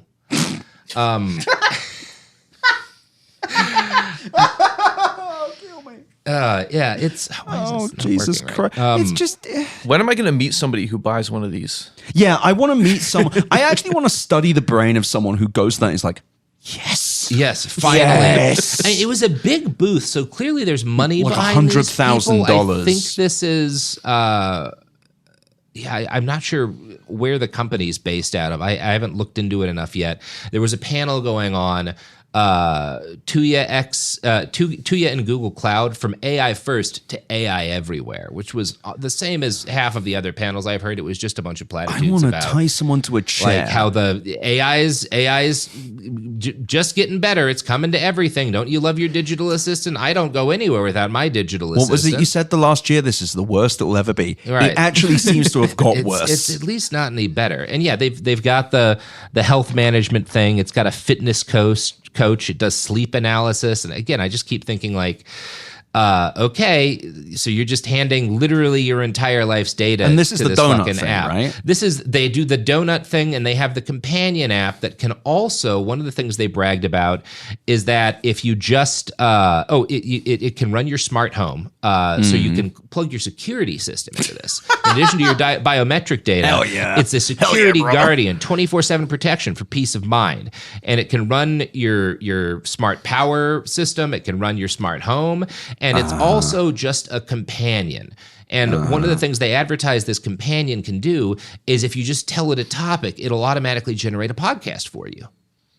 Aren't we all? We're in danger now, Ed. It takes a little more skill than that. Yeah. No. Chat with Hey Tuya. By the way, it's Hey Tuya sounds a lot too much like Hawk Toi. Yeah. I'm also just thinking like everything's like sleep analysis. So is a Chat GPT wrapper. You feed the sleep data into health analysis. It's just they released Chat GPT for health today. AI podcast. Say Alex a topic Heath said, and listen to what you love. Alex Heath of Sources says that Chat GPT health is going to be big. I think that that's irresponsible. Yeah. And also bullshit. No, like a massive numpty would use Chat GPT health. It's like, what's it going to fuck? And it's great. It's like, use it for this, but it's not for health advice. Yeah. So why the No, because we can't advertise that right now. Jesus, the liability. But also, what the fuck is it for then? It's for giving you health advice. Yeah, it's like, it's for health. Here's the other thing though, like if we buy and this is an if, but like if we buy the idea that generative AI agents like ChatGPT and Gemini, whatever, are like the operating systems of the future, Which I, of course, do. yeah, I know you believe that, Obviously. but like you have all these other products like that, which is like its own AI kind of agent, and there's like a million of them on the show floor. So like, are you gonna have that and then another device that has its own AI thing and another device that has its own AI thing, and you really would rather just use ChatGPT or whatever? That's the thing. It's like, what happens to all these companies when OpenAI copies all of them? Yeah. Or dies? What if OpenAI raises their prices? Do the margins make sense? And these products are literally just a thing that, like a computer that we slapped into a ring or something and gave it wireless, gave it access to ChatGPT. Yeah. Right. That's all it is. What if you can't afford that anymore? Yeah, what You if they know? raise the prices by 10%? Yeah. Because that doesn't sound like much if you're like paying $20 a month. But if you're doing, I don't know, thousands of dollars, tens, wipe hundreds out of a company. you Yeah. wipe them out immediately. Easy. If your margins are 10% and like most of your business is spent on ChatGPT, it's inevitable, but also so easily clonable. And I'm looking forward to the ChatGPT furry astrologer. sure. No, that's a responsible use. That's ethical. I had a fucking panel on Mogwai. ethical AI, and that really seems like ethical AI to me. Yeah, very There worrying. There was a good one on mental health and AI Okay. that was by a What, panel? I mean, it wasn't so much a panel as like a speech by like a clinical therapist. Okay. Who I've got this written down in my notes. I'm spacing her name right now. But she was taking very much the reasonable tact of like, okay, what has already happened is that a shitload of people are using chatbots as therapists. That is happening. That is a thing that is going on. There are harms we are starting to document and will continue to document with that. But it's a thing that's happening. What would a healthy and the other thing she was saying that I don't fully agree with, but I think it's an arguable point, is because lack of access to mental health resources is such an endemic problem in the United States and the world. There is an opportunity, if you can make ethically a clinical like AI therapist, like an AI therapist, right, or something that can do counseling or whatnot, to reach people who couldn't otherwise. Now, I don't agree with that, but it's for the purpose of listening to the speech, I can follow with like, okay, how would you, I want to hear your pitch on like what an ethical version of this would be. And what I appreciated is that she didn't really come to a conclusion. Like she was like, these are the things you would need to do. I don't know if it can be done. That was kind of the thrill, and is like, I'm not sure that this is actually here's what it would need to be if you were going to try to do this. Here's what you couldn't have it doing. Here's the things you'd have to keep in mind. And like one of the things she brought up, which I think is why this is a fundamentally impossible thing, is she said, okay, one of the major problems with chatbots, especially because people are using them as therapists, is that they are designed to keep you on and to keep you using them. Right. And they like will gas you up, they'll lie, they'll say whatever to keep you using them, and that's bad for like therapy, right? Yeah, That's you like, need pushback. Right, you need pushback, you need critical analysis of what you're doing sometimes. You don't need a machine that is trying to keep you happy so that you continue to use it. That's not therapy. And she was like, so any responsible version of this technology turned towards therapy would have to not do that. And so I came up to her afterwards and I was like, well, the problem to me then is people will always have access to the robots that are really dangerous and terrible therapists that make them feel good and want to talk to them. Why would anyone use and pay money for a presumably more expensive therapeutic bot that doesn't make them feel good? And she was like, well, yeah, I think that's probably like an insurmountable problem. Basically, like that wasn't her word, but her words were essentially like, yeah, I have the same concern, and I'm not sure it's possible to do this. So what frustrates me, and she's right, sure, but what frustrates me about that is like, I'm tired of people saying if it did this, it would be great. If it's just not possible, if it's just like most of CES this year is like, if it worked, it would be good. Hers was more people are using chatbots for therapy. What would you need to see for this to not be irresponsible? I think that's possible? reasonable. I think it's just people. She's right. It's a good thing, but it's like It's people, not a good. People I think will the conflate. conclusion was you can't do it. Probably. Yeah, and it's also people will conflate that by saying And if we just buy more GPUs, then therapy bot will exist. And it's also just people misunderstand what therapy is. It's it's good that someone said what would be required, but the moment you think about what would be required, you realize it isn't possible. Well, it's the same. Last year, we talked to a guy who made an AI-enabled device that was like as a companion for old people. Primarily, it's like this like head-shaped kind of robot, but didn't have like a face, that had cameras on it and could like move a little bit and engage with you, that you would like keep in a kitchen or something, like an appliance, and you could use basic stuff with it. It'll tell you like the weather outside. It can look up stuff for you, and like it'll Alexa, also basically like Alexa, but it's programmed to engage you and kind of ask you to like, hey, do you want to record a story for your grandkids? Like you can build an archive. Hey, you have these friends who also have this device. Why don't I call one of them? I just heard that to try and keep them active, to try to keep them engaged with their family, to make sure. And talking to the inventor of it, he was incredibly concerned both about privacy, but also about this is a medical device, and this is a device that would give people better access to their doctors, better access to their families, give their families a better idea of what's going on with them. And so I don't think it's going to work as a product. I'm sure the company's already failed, to be entirely honest, because I don't think anyone's going to buy this thing. But I appreciate, like, okay, you had a good impulse coming in here. This is not a cash grab for you. You were attempting to make something that would solve a problem. And be a good business as a result of that. Right. And this year, I came across a company this is the company I showed you, the Zeroth, that had the Wall-E robot. They have the Wall-E robot that they say they're working with Disney to do a licensed version of. But they have these tiny robots that look like Rock'em Sock'em robots that are like companions for the elderly, even though they look like a toy a kid would have played with in the 1990s. Is this AI Me or something like that? No, that's a different Zeroth is the company.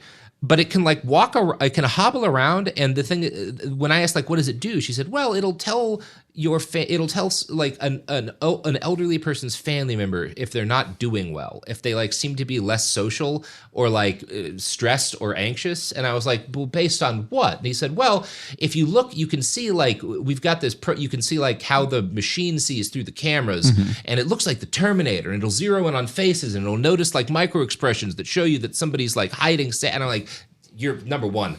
You don't know any of this. You're making this up. Number two, telling me that your like elder care device looks at people the way the Terminator does doesn't give me a lot of confidence. And just the difference in like this man who this was a very personal invention to him, and he at every step was thinking about what will actually be best to the people I want to help, versus this marketer being like, yeah, it's like a fucking Terminator. It'll tell you if your grandma's dying. Fucking rules. And what are you meant to do with that? And it's tiny. It's like 18 inches tall. Grandma's gonna have this walking around. She's gonna trip on it. Yeah, like what the fuck? Like the classic thing that old people do is trip on stuff, and it's like, we need another one. Yeah, of what those. Grandma needs is a tiny robot that looks like a toy that her 40-year-old grandson now would have played with as a kid. And like, why does she want this in her house? You get it between like Timu notifications and Instagram notifications. Grandma dead. Grandma dead. Details later. Grandma dead. Or like like your cat's pissed. Like you get the It really is notification. If you bought even 7 of these devices, your entire life is just a nightmare of just like ping, cat dead. The rest of your life trying to scroll through one day's notifications. My fucking phone is already like that. It's insane. Oh, it's hell. You install a new app that's like, oh, it's the Selfridges app, and it's like, did you know you can buy pants? And it's like, I'm familiar, thank you, Selfridges. But I think it kind of gets back to like, what I was saying before about like Pebble and clicks. It's like, it is so in short supply at CES to find like authenticity, somebody who is like really passionate about like this thing, a problem. To, like, I want to solve a problem, so But when you find it, it's very exciting, Yeah, like the guy who made the mug that has a fan on it. For when you're at like you're drinking at the stadium or something during like a summer game, and you want both a fan and you want your beer, your Gatorade, whatever you put in there, as seen on TV shit. Well, it's stupid. I don't want one. It barely counts as consumer electronics, but at least a man had a dream, So we're going to rotate again, and the next ad is whatever it is, it's perfect. You have to buy it immediately.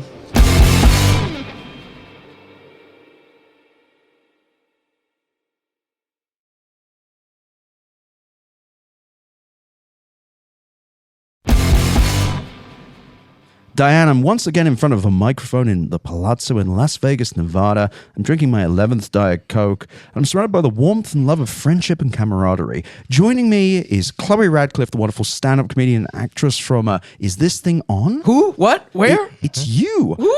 Robert Evans of Behind the Bastards. Yes. Correct. I'm going. I'm just stand-up comedian Adam Conover and also the host of the Factually Podcast. Hello. And of course, Edward Ongweso Jr., who writes the Tech Bubble newsletter. Hello. And we're back. We're back for the final bit of Wednesday's CES episode. I'm on, this is 12 and a half hours. It's great. I've got so many more. I fucking love doing it. I'm not even complaining. I love doing this. But everyone else everyone else is tired. And I'm so sorry, everyone, for dragging you into this. But yeah, so we've got two people who've never been to CES before. Oh. Chloe, Adam. Yeah. How'd you feel? What do you think? Welcome to the jungle.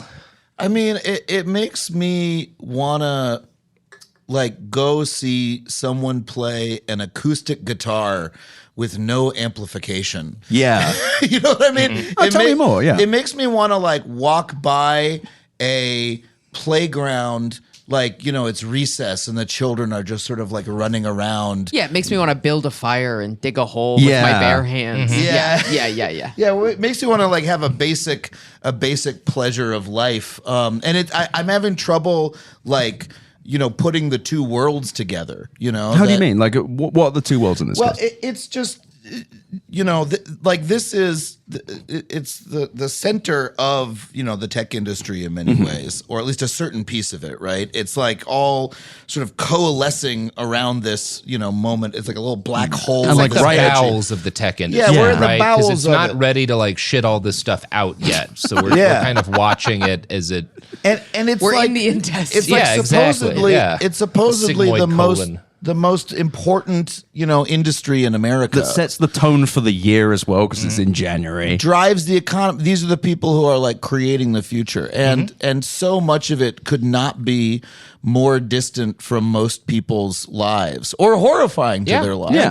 No. Did you see anything new today that horrified you? Yeah, there were 3 different kiosks that were selling body trackers that would track you while you're driving a car. Sorry, it's not for you, the driver, though. It's for your employer to track you while you're driving the car. Oh. Like if, to track UPS drivers or Uber drivers or other people who are driving a fleet. And you sit there and it has, it draws a little skeleton over your body and your face to track you. And then it has a little icon. Oh, we can tell you're yawning. A little voice will say, put on your seatbelt. Like it's human monitoring to, mechanize people. I guess if you're a logistics company that can't afford Waymos, which are also all over the place, this is a way of sort of putting your drivers into a little virtual prison. So And that feels so much more invasive Yeah. than, hey, we do have an alarm on the car door so we know every time you get in and out of the vehicle, and we have GPS in the car, and we know when you're stopped. Yeah. Or we have like a governor, so it can't go above a certain Yeah. speed. Yeah. And it was kind of fun to play with because they have a camera set up and you watch it track your body. And me and Edward were playing with it, and I was like waving at it, and then I kind of pretended I was in a car crash, and then I kind of like yanked the equipment around, and it wasn't put. And then a German man came over and he was like, "You must leave." That has been enough fun. You must. I was like, "I'm sorry. Yes, you must leave." Yeah. Each time Adam said I'm sorry, he's like, oh yes, you have to go. Rocks. By the way, I was like pretty stoned for the entire 2 hours that we were there. Yeah. I love getting in trouble at booths. Like my second or third CES, I used to have this thing where I would seek out all of the rugged products, because this was right when they were starting to make a bunch of Bluetooth speakers, we're talking 15 years ago, starting to make a bunch of like power banks and stuff. So like rugged electronics was coming into like its own as a field. And so I would always, I would track down like like where they had, and there was one year where one of the companies selling them had a bunch of like these big boxy rugged speakers and like logs that like you could sit on or that they were stacking them on. They just brought the logs as decorations, Right. But they were like stump sized logs. And I asked them like, hey, so it's like drop resistant, crush proof, and they were like walking me through the stats, and I was like, can I try just dropping one of these logs on top of it?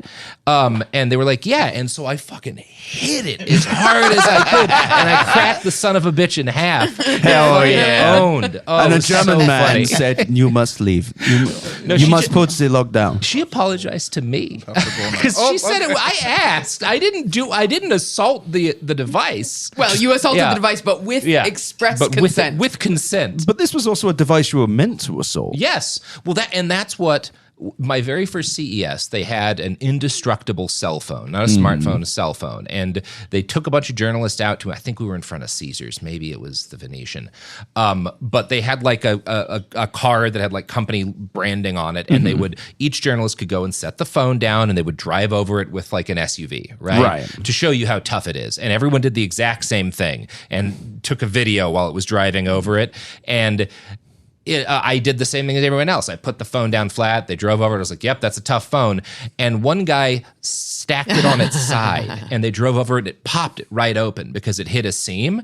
And that is one of the most influential like moments in my career as a journalist where it's like, that's how you do I journalism. feel like this is this is the CES thing. It's like we have got one thing this does, and most people are not going to ask because this is not for people to use; it's for people to sell. Right. And it's like, oh yeah. Well, what if it does this? Wait, what? Yeah, does it work? Chloe, I feel like you were talking about something earlier, Chloe. It was just like you asked one question, my brain just seizing up in real time.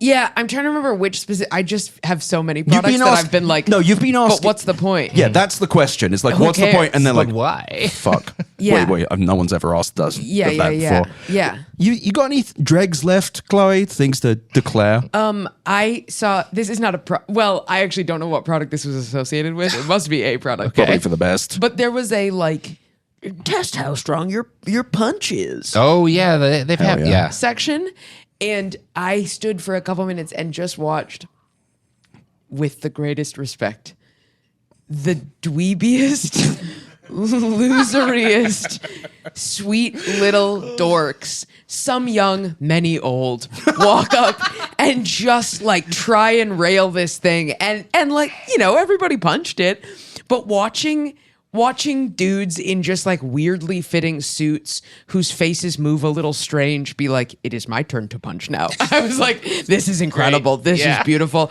And I was like, I'm not going to take a video of this. I'm not going to take it. This is not, I'm not trying to be mean. I'm not trying to make this a sideshow, but this is cinema. Yeah, I saw also like there was one where you could throw footballs at Target.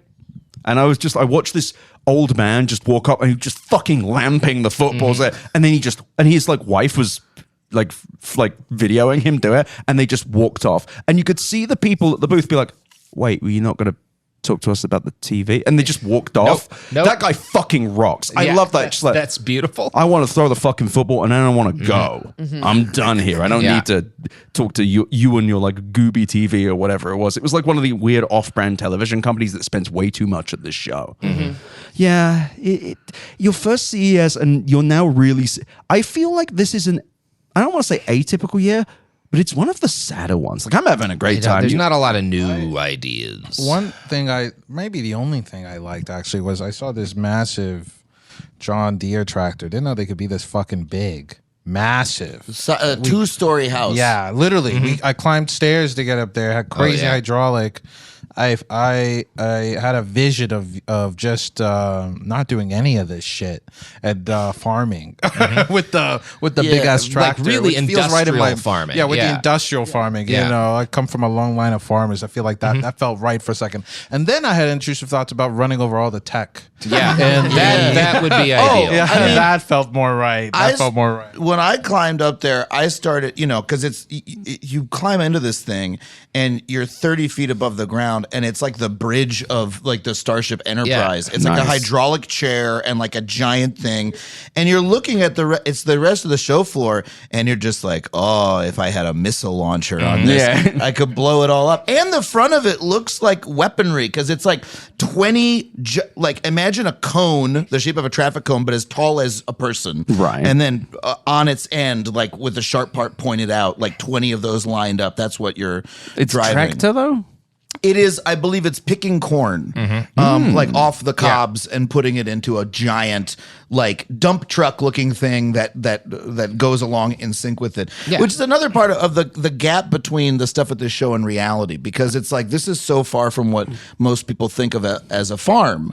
You know, this looks like. But isn't that No, what that's farm- how. But that's how most farming. Yeah, is it's that's done. what modern farming is. Oh, I know, but Yeah. it's just the gap between. Right. It looks like if you were playing like a video game and you were like terraforming Mars. Like this Yeah, is yeah, what yeah, yeah. this thing looks like. I just like the idea of a giant tractor and just turning the fucking thing on, driving forward until I'm out this convention center.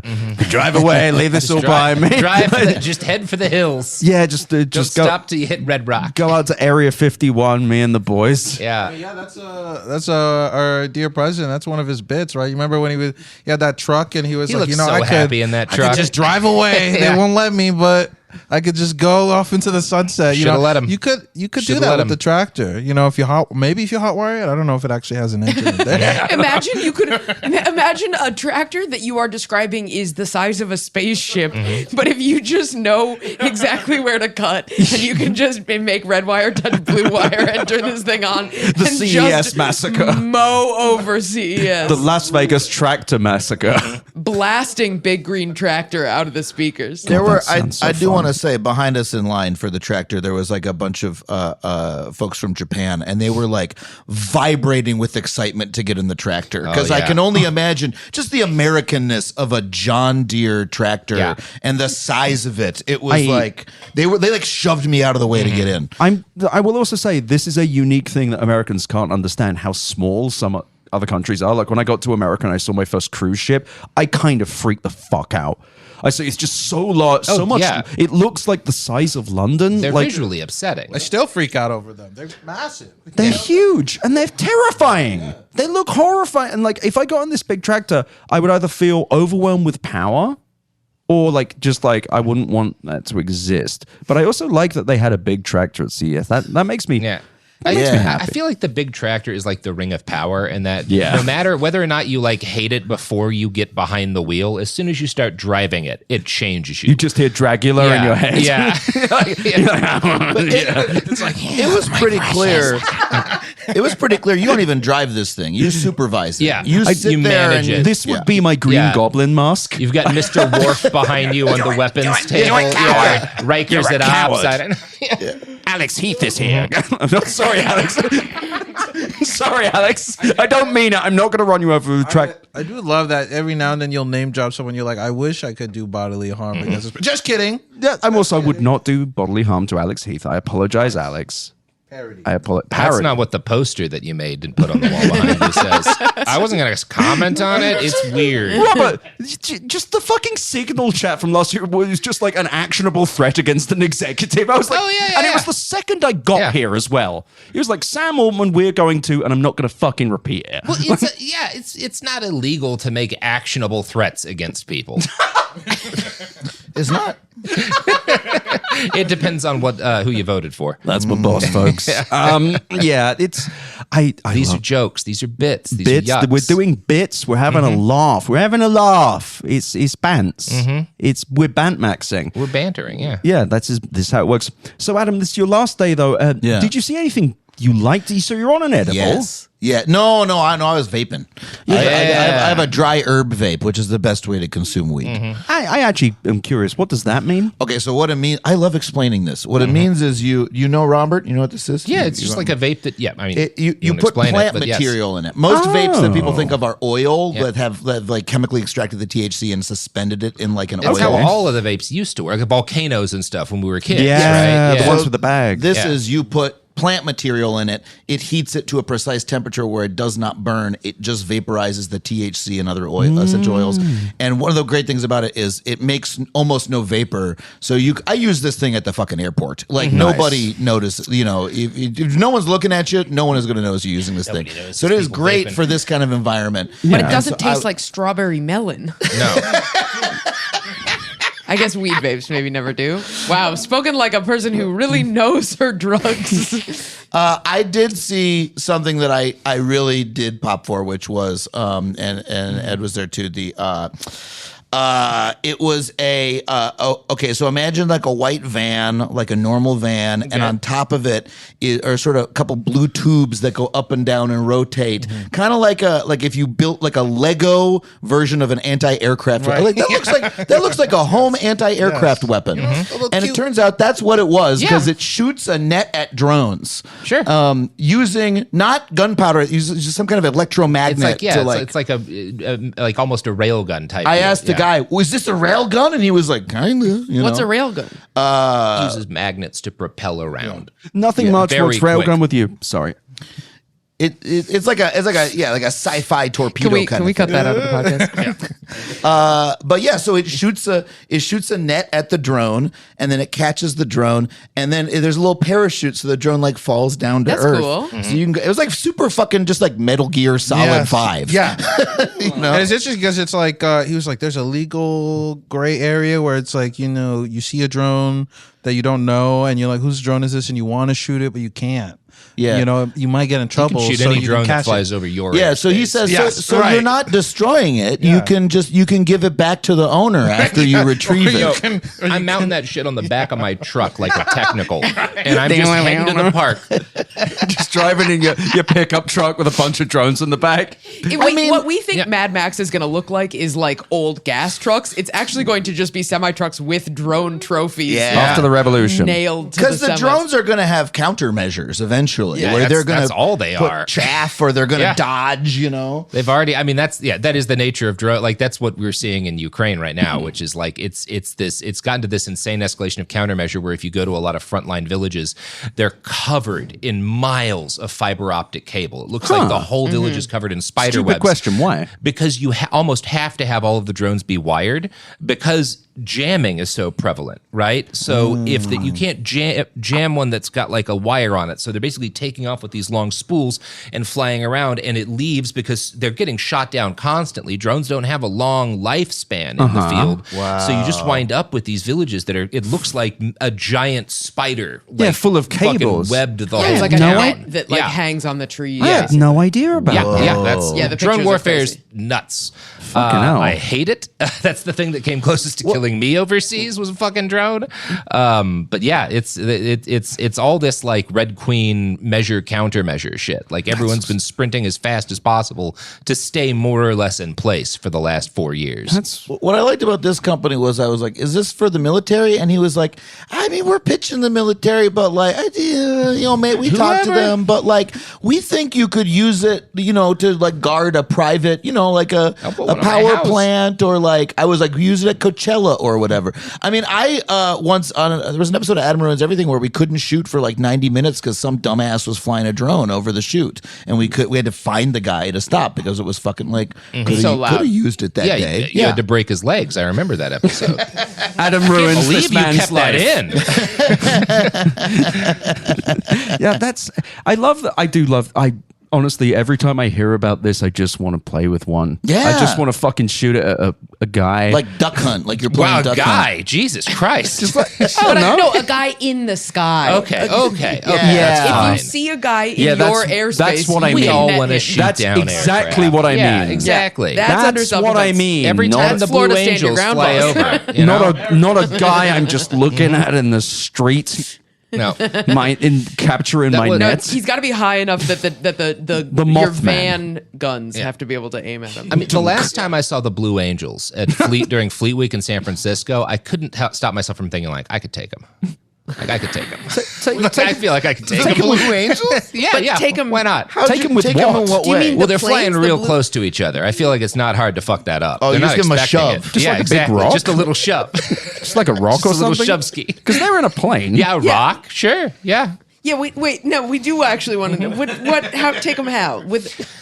Okay, so they're flying pretty low. If I ever need to take the Blue Angels, I would like these instructions. Yeah. Okay, All right, flying well, pretty low. I Like how don't- low? Like are we I don't talking endorse. 150 feet I feel low? like if you get on top of the Salesforce Tower when they're doing some of those like really low flights, and Yeah. you get like a potato gun, you could get one of those lodged right into one of the air Parody. intake things. Oh, sure. Parody. And they're probably like they're going so fast. I feel like any little mistake would be catastrophic. Yeah. He is. And don't get him started on how he'd fuck up the Harlem Globetrotters, okay? No, He'd that's kill an those actual threat. What that motherfuckers. manhunt look like? You know, you're like posted up on the Salesforce Tower. You used a potato gun. Parody. Yeah, parody. It was a joke. It was a bit. Speaking. He's It's a doing. bit. He's doing bants. His bants. It's a bit. Bants were bants. Yeah. Bants. But yeah, it is quite funny watching people like. I'm going to call you two normal. I think that's fair. Yeah. Watching a lot of my exes would disagree, but yeah, sure. and I don't know, but normal. You've seen this show, and it's funny watching regular people just be like, "Yeah, so most of it's useless. Most of it doesn't work. Most of it will never exist." I mean, I asked the question in the last episode with none of these guys here. I basically said, what is the point of CES? I was like, what does anybody walk away from CES with? The people who are concussion. involved in it. Yeah. Well, I was asking Edward, and maybe someone here knows the answer. Who's the customer? Like, I went to Toy Fair once, and at Toy Fair, there's buyers from retail Yeah. chains walking around going like, yes, I'll take 10,000 sticky hands or whatever. Which makes sense. Who here it's not custom, like who There are. So there's CES is really a couple of different events, right? A huge number of the booths here, particularly when you get to the areas where all of the booths are small and all of the companies have like different like Chinese, Vietnamese, Korean, or Taiwanese names, right? When you get to like that chunk of the show, most of the people who are walking around those booths, it's not like journalists because in a lot of cases, a bunch of the booths have the same products that are just like slightly different, like the same battery, but a different case. Because who's advertising there are like OEMs. It's like factories and like manufacturers of different like things that are advertising, we make this, and you can like buy this part to make or to sell like as part of other tech gear, right? Right. And there are buyers and there are representatives of companies that are like looking to contract with manufacturers and whatnot who can do business here. That's like a chunk of the event that we don't have really any, because that's not, journalists aren't interested have in that. Like, exposure to And that's Yeah. and that, Yeah. a lot of Eureka. Most of that. Some of Eureka it. Park Yeah. is kind of full of these. I was mentioning earlier, Yeah. like photonic sensors Right. and weird things that are just for like one group. I went past like 20 booths that were all just selling different pieces of solar panels. It's Right. like, yeah, that's not for me. And very right? valid. Right. And yeah, that's fine. And that's like a big chunk of the event. And then another chunk of the event is consumer electronics, which is where most of the bullshit is, right? Because it's like 80%, well, no one will ever buy this. This is a terrible idea. And 20% ranging from, okay, there's probably a customer for this to like, oh, that's actually really cool. And then the third chunk of the event, which journalists are also involved in, is like, this is not a product yet, but it will be, or these are ways in which we are looking to integrate technology into like things that are above the consumer level, like all of the smart city stuff, all of like the smart vehicle stuff, right? Where journalists are interested in that, consumers are interested in that, but you as a consumer aren't going to go buy a smart street light, right? Yeah. yeah. So I kind of look at it as like those are the three events that CES is. Okay, that's clarifying. Thank you. Yeah. I think like the majority of this year just feels like ChatGPT wrappers. Yeah, that's most of what I've seen is some form of AI chatbot integration or glasses Or that have chatbots. I saw one interesting. We talked to one vendor that was like an AI thing that actually seemed to kind of do something. Okay, I'm which curious. was if you have an autonomous driving system and it goes on a drive and the drive doesn't go well, this will simulate a slight version of they can take a real drive, turn it into a simulation, and then have the agent or whatever it is, the Waymo, do it again like in its head to like make it do it better the next time. Okay. I'm like, okay, that seems like an AI company that a different one of these companies might contract with. That's a specific What I service. like about that is that's a company, I don't know how well this product will work, but that's a company that's thinking about solving a problem. Yes. And I always gravitate towards like someone identified a problem and they made a thing. Maybe it doesn't work. That's a But at fucking least invention. As opposed to the ones Yeah. just making up a problem Right. and then failing to solve it. You know how your kid doesn't have a robot hallucinating horoscopes for it? Well, we've solved that issue. What does your kid think that Taiwan is Taiwan or China? Right. Well, this toy is going to tell your child that it has offended it terribly. Do not mention Winnie the Pooh to AI bot. You will get fucking drones, you little shit. Claude, don't talk about Tiananmen Square. Is your 4-year-old having too much trouble finding which under the sink chemicals are most caustic? This new teddy bear will make sure they know and teach him how to open all your pill bottles. This adorable rabbit will teach your 5-year-old about BDSM. And what's funny is we are sounding like we're making jokes, No, but no, this these is are what all is more or happening less real today. products. This is a thing happening today. Welcome. Welcome, because you may be thinking, well, also, doesn't it do all the assistant stuff? And you'll be surprised to hear it does not. None of this. I would actually love to be elated. I would love to see something. I brought in so many people, spoken so many hours, and I swear to fucking God, I'm trying. There's a cool thing I saw today is this company that is advertising like paper batteries, right? Okay. And the actual battery isn't paper, but like the battery, like the core of the battery is made out of cellulose. And so the only other, and that decomposes. And so basically, instead of dealing with batteries the way you do now, with batteries like this, you throw them into compost, you compost them, and then you filter the metal bits out, and you can recycle the metal bits separately. And then the compost is usable compost, right? That's useful. Sounds great. Potentially, again, I have not looked into this company and done like third-party reporting. I also this hear is how they are claiming it works. I don't know if it works, but it's at least an idea. And if we Yeah, establish, but I hear filter the metals, I'm like, but you know what? Again, and I'm also like, yeah, who's going to be doing that? But also, that has great ramifications for disposable things. Like Yes. that's for and vapes. again, someone's trying. Yes. to take humanity a step forward, and at least that's good. As opposed to like the 18th different vacuous autonomous driving as company. opposed to what I saw next to that booth. Oh, yeah. Meet, which the company name is just MMEETT. Don't know what that means. And it's they have an AI business card. They actually have two different card products. One is it's the size of a business card. If a business card was way thicker and couldn't actually fit in your wallet and would be super easy to break even if it was in your wallet. Okay, sick. But you tap it to someone's phone, and if their phone has an NFT reader, not NFT, NFC. NFC, sorry. NFT, No, I geez. couldn't. If your phone has an NFC reader, it'll populate automatically with their like business card info. One quick problem. Sure. If you bump Did you most notice phones that too? together, Yeah. it will do this without you having like an easily breakable piece of electronics. Interesting. What if I told you it also, as long as you have an internet connection, can translate things? Because they can just stick that on whatever now. I would Using a shitty speaker, I assume. Oh. Well, I'm sold. I just fucking. And the other product they had was a thicker card that they bragged was as thin as 3 millimeters, houses 4 AI assistants, all the chatbots.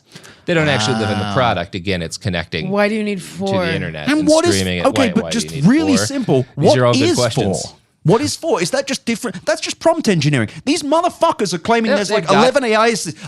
No, you're being unfair. They've got the AI meeting assistant. Turn conversations anywhere into summaries, insights, and action items to boost productivity. They've got an AI translation assistant. Break language barriers across 145 languages. So there's not 4 AIs. No, it's just 4 different things the AI does. It's just prompt engineering. It's I so, do think they were lying. So yes, to you're right. explain, Because it's like all using ChatGPT. yeah. So to explain They've got what a sales assistant. which is so prompt engineering is literally just every single AI product you have ever seen on this floor is just prompts. It's prompts for the API and telling it you are a sales assistant, you Yeah. are a meeting assistant. That's all it is. It's just text. It's all text. Every single one of these is just text. I am. Yep. Well, what about Sometimes the AI? it's pixels. Yeah, and Sometimes it's pixels. Yes, Sometimes, it's Ed, multimodal it's and the multimodal. AI inspiration assistant. Capture fleeting ideas and develop them into future possibilities. Wait. the inspiration assistant. You can use that. You're a writer. You can use that. Exactly. I want When this thing. people say that. What do you mean capture fleeting ideas? Do you mean have an idea, focus on it in, I've got to be clear, your own brain? No. Then you can't, an AI can't, if it's fleeting, it leaves your brain faster than you can type it into your business card.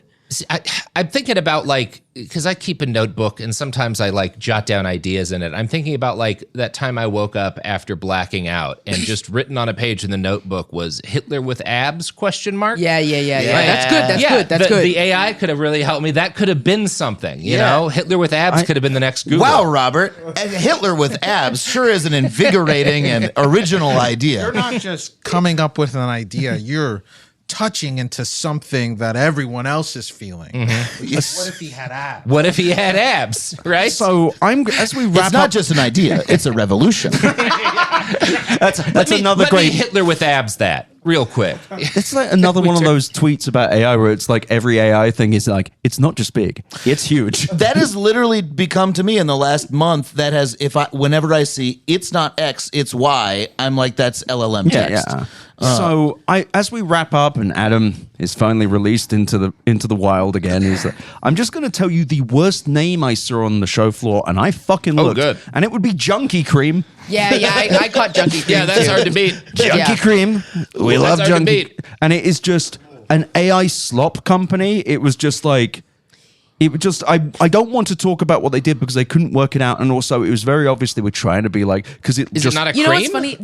That's exactly no. It's like an illustration. It's like semi animation producing whatever. It's very clearly meant to make you go, oh, Junkie Cream. Right, and that's actually exactly why It looks like cum. I haven't brought it up because I saw it yesterday and I was like, Junkie Cream, that's crazy. And then as soon as you walk over, it's the whole vibe isn't this crazy? We named and it it's like, Junkie Cream. that ruins it. Yeah, like that's yes. not it's not look funny at it. anymore. There's a couple of those. We were I don't- talking about yesterday, the jerk off machine. The handy. Like, No, Yeah, I yeah. saw that today. Yeah. And I I, love get the handy. I get It's- exactly what you mean though. It's like no, It's funny- you can look. Penis. It's not your grandma's jack off machine. It's like a very sad thing.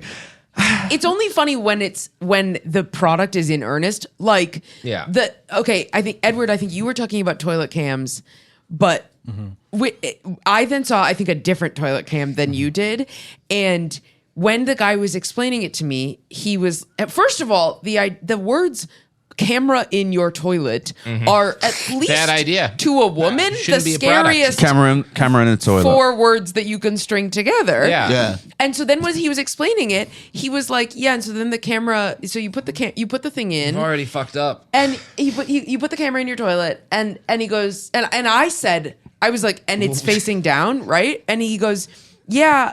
Or he goes, obviously it's facing down. And I was like, and then he paused and he goes, or maybe it wasn't obvious. And I was like, yeah, honestly, it was not obvious. I You're love talking about putting inopportune- a toilet or a camera in a toilet. Everything's on the table Yeah.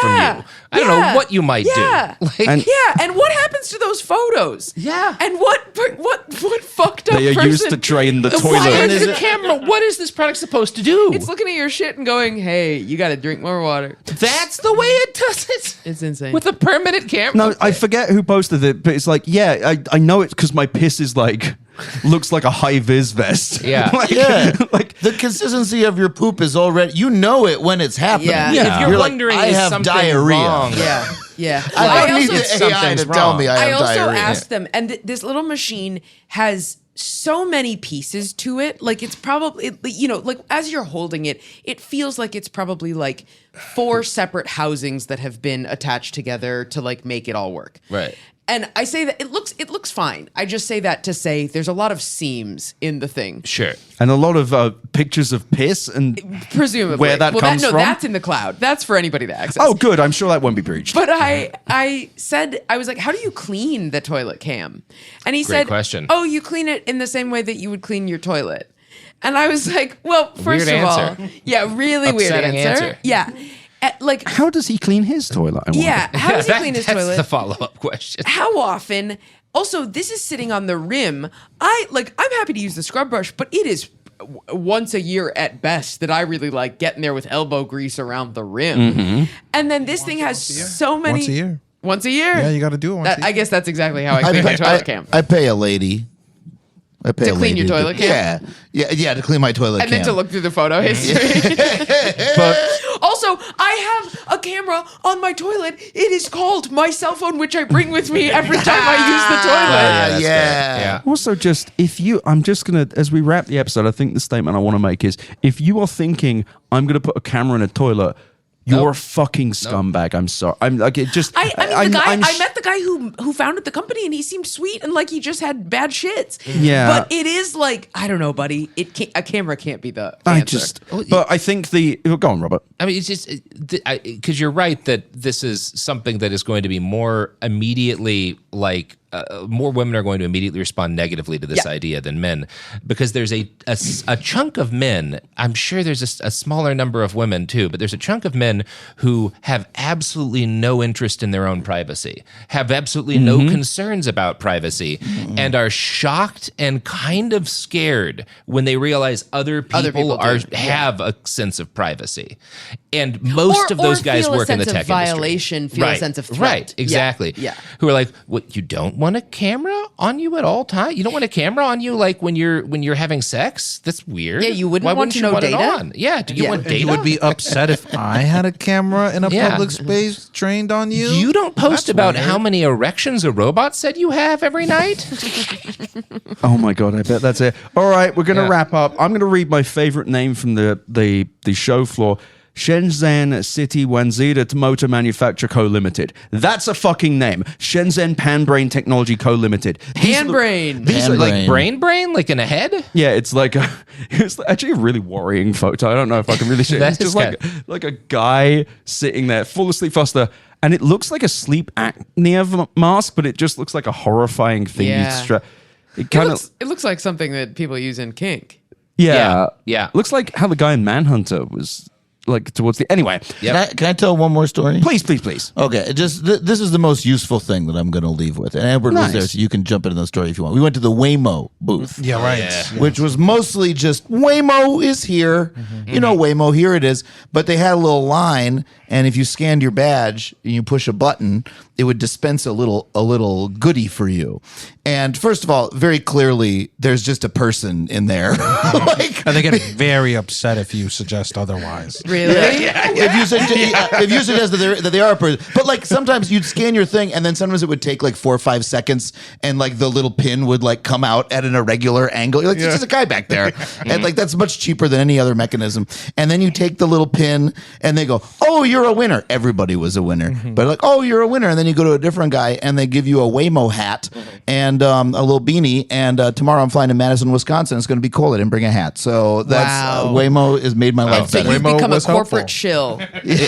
Well, you know You're going to what? advertise for Waymo. I think it's going to be pretty clear it's ironic, okay, if my hat says Waymo. Adam, we know how that's gone in the past. my God. I'm sorry. You should make the hat say, I'm so sorry. I'm a little tipsy, so for a second it was unclear to me. I thought you were saying that Waymo had given you a ticket to Madison, Wisconsin. And I was like, what an incredible advertising platform. Bossing stand-up We're comedians. flying half a CES to Madison. in a Get in self-driving there. airplane. Yeah. All right, as we wrap this up and Adam has to go, Adam, plug your stuff, plug your shit. Okay, I'll be listen to the Factually Podcast, which Ed is on sometimes. But I'm going to be in Madison, Wisconsin, do a stand-up this weekend at Comedy on State. Next week I'll be Fort Wayne Summit Comedy Club. After that, Louisville, Houston, Texas, and finally taping a special on at the Punchline in San Francisco from February 19th through 21st. Lovely. Chloe, why don't you? Because you do this too. Yeah, I do this too. This weekend I'll be in Cincinnati. Next weekend I'll be in Washington, D.C. And the week after that, not the weekend, I will be doing my solo show called Cheat in Philadelphia, January 20, 21, and 22. And then at the end of January, I'll be in Vermont. And then Fort Collins. And then Fargo. Going to Fargo. Oh, okay, that's cold. yeah. That's going to be colder than Madison. Oh, yeah, of course. And as we wrap, of course, in honor of Sean Paul Adams, friend of the show, passed last year, please dedicate this to and donate to the Pediatric Epilepsy Research Consortium. Sean Paul's son is epileptic, and his family would deeply appreciate it. Thank you so much for listening for another day of Better Offline. We'll be back tomorrow and Friday, a little bit on Saturday. I love you all. Thank you so much.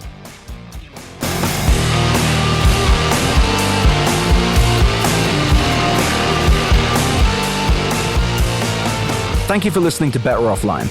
The editor and composer of the Better Offline theme song is Matt Osowski. You can check out more of his music and audio projects at mattosowski.com. mattosowski.com. You can email me at easy@betteroffline.com or visit betteroffline.com to find more podcast links and, of course, my newsletter. I also really recommend you go to chat.where'syoured.at to visit the Discord and go to r/betteroffline to check out our Reddit. Thank you so much for listening. Better Offline is a production of Cool Zone Media. For more from Cool Zone Media, visit our website, coolzonemedia.com, or check us out on the iHeart Radio app, Apple Podcasts, or wherever you get your podcasts.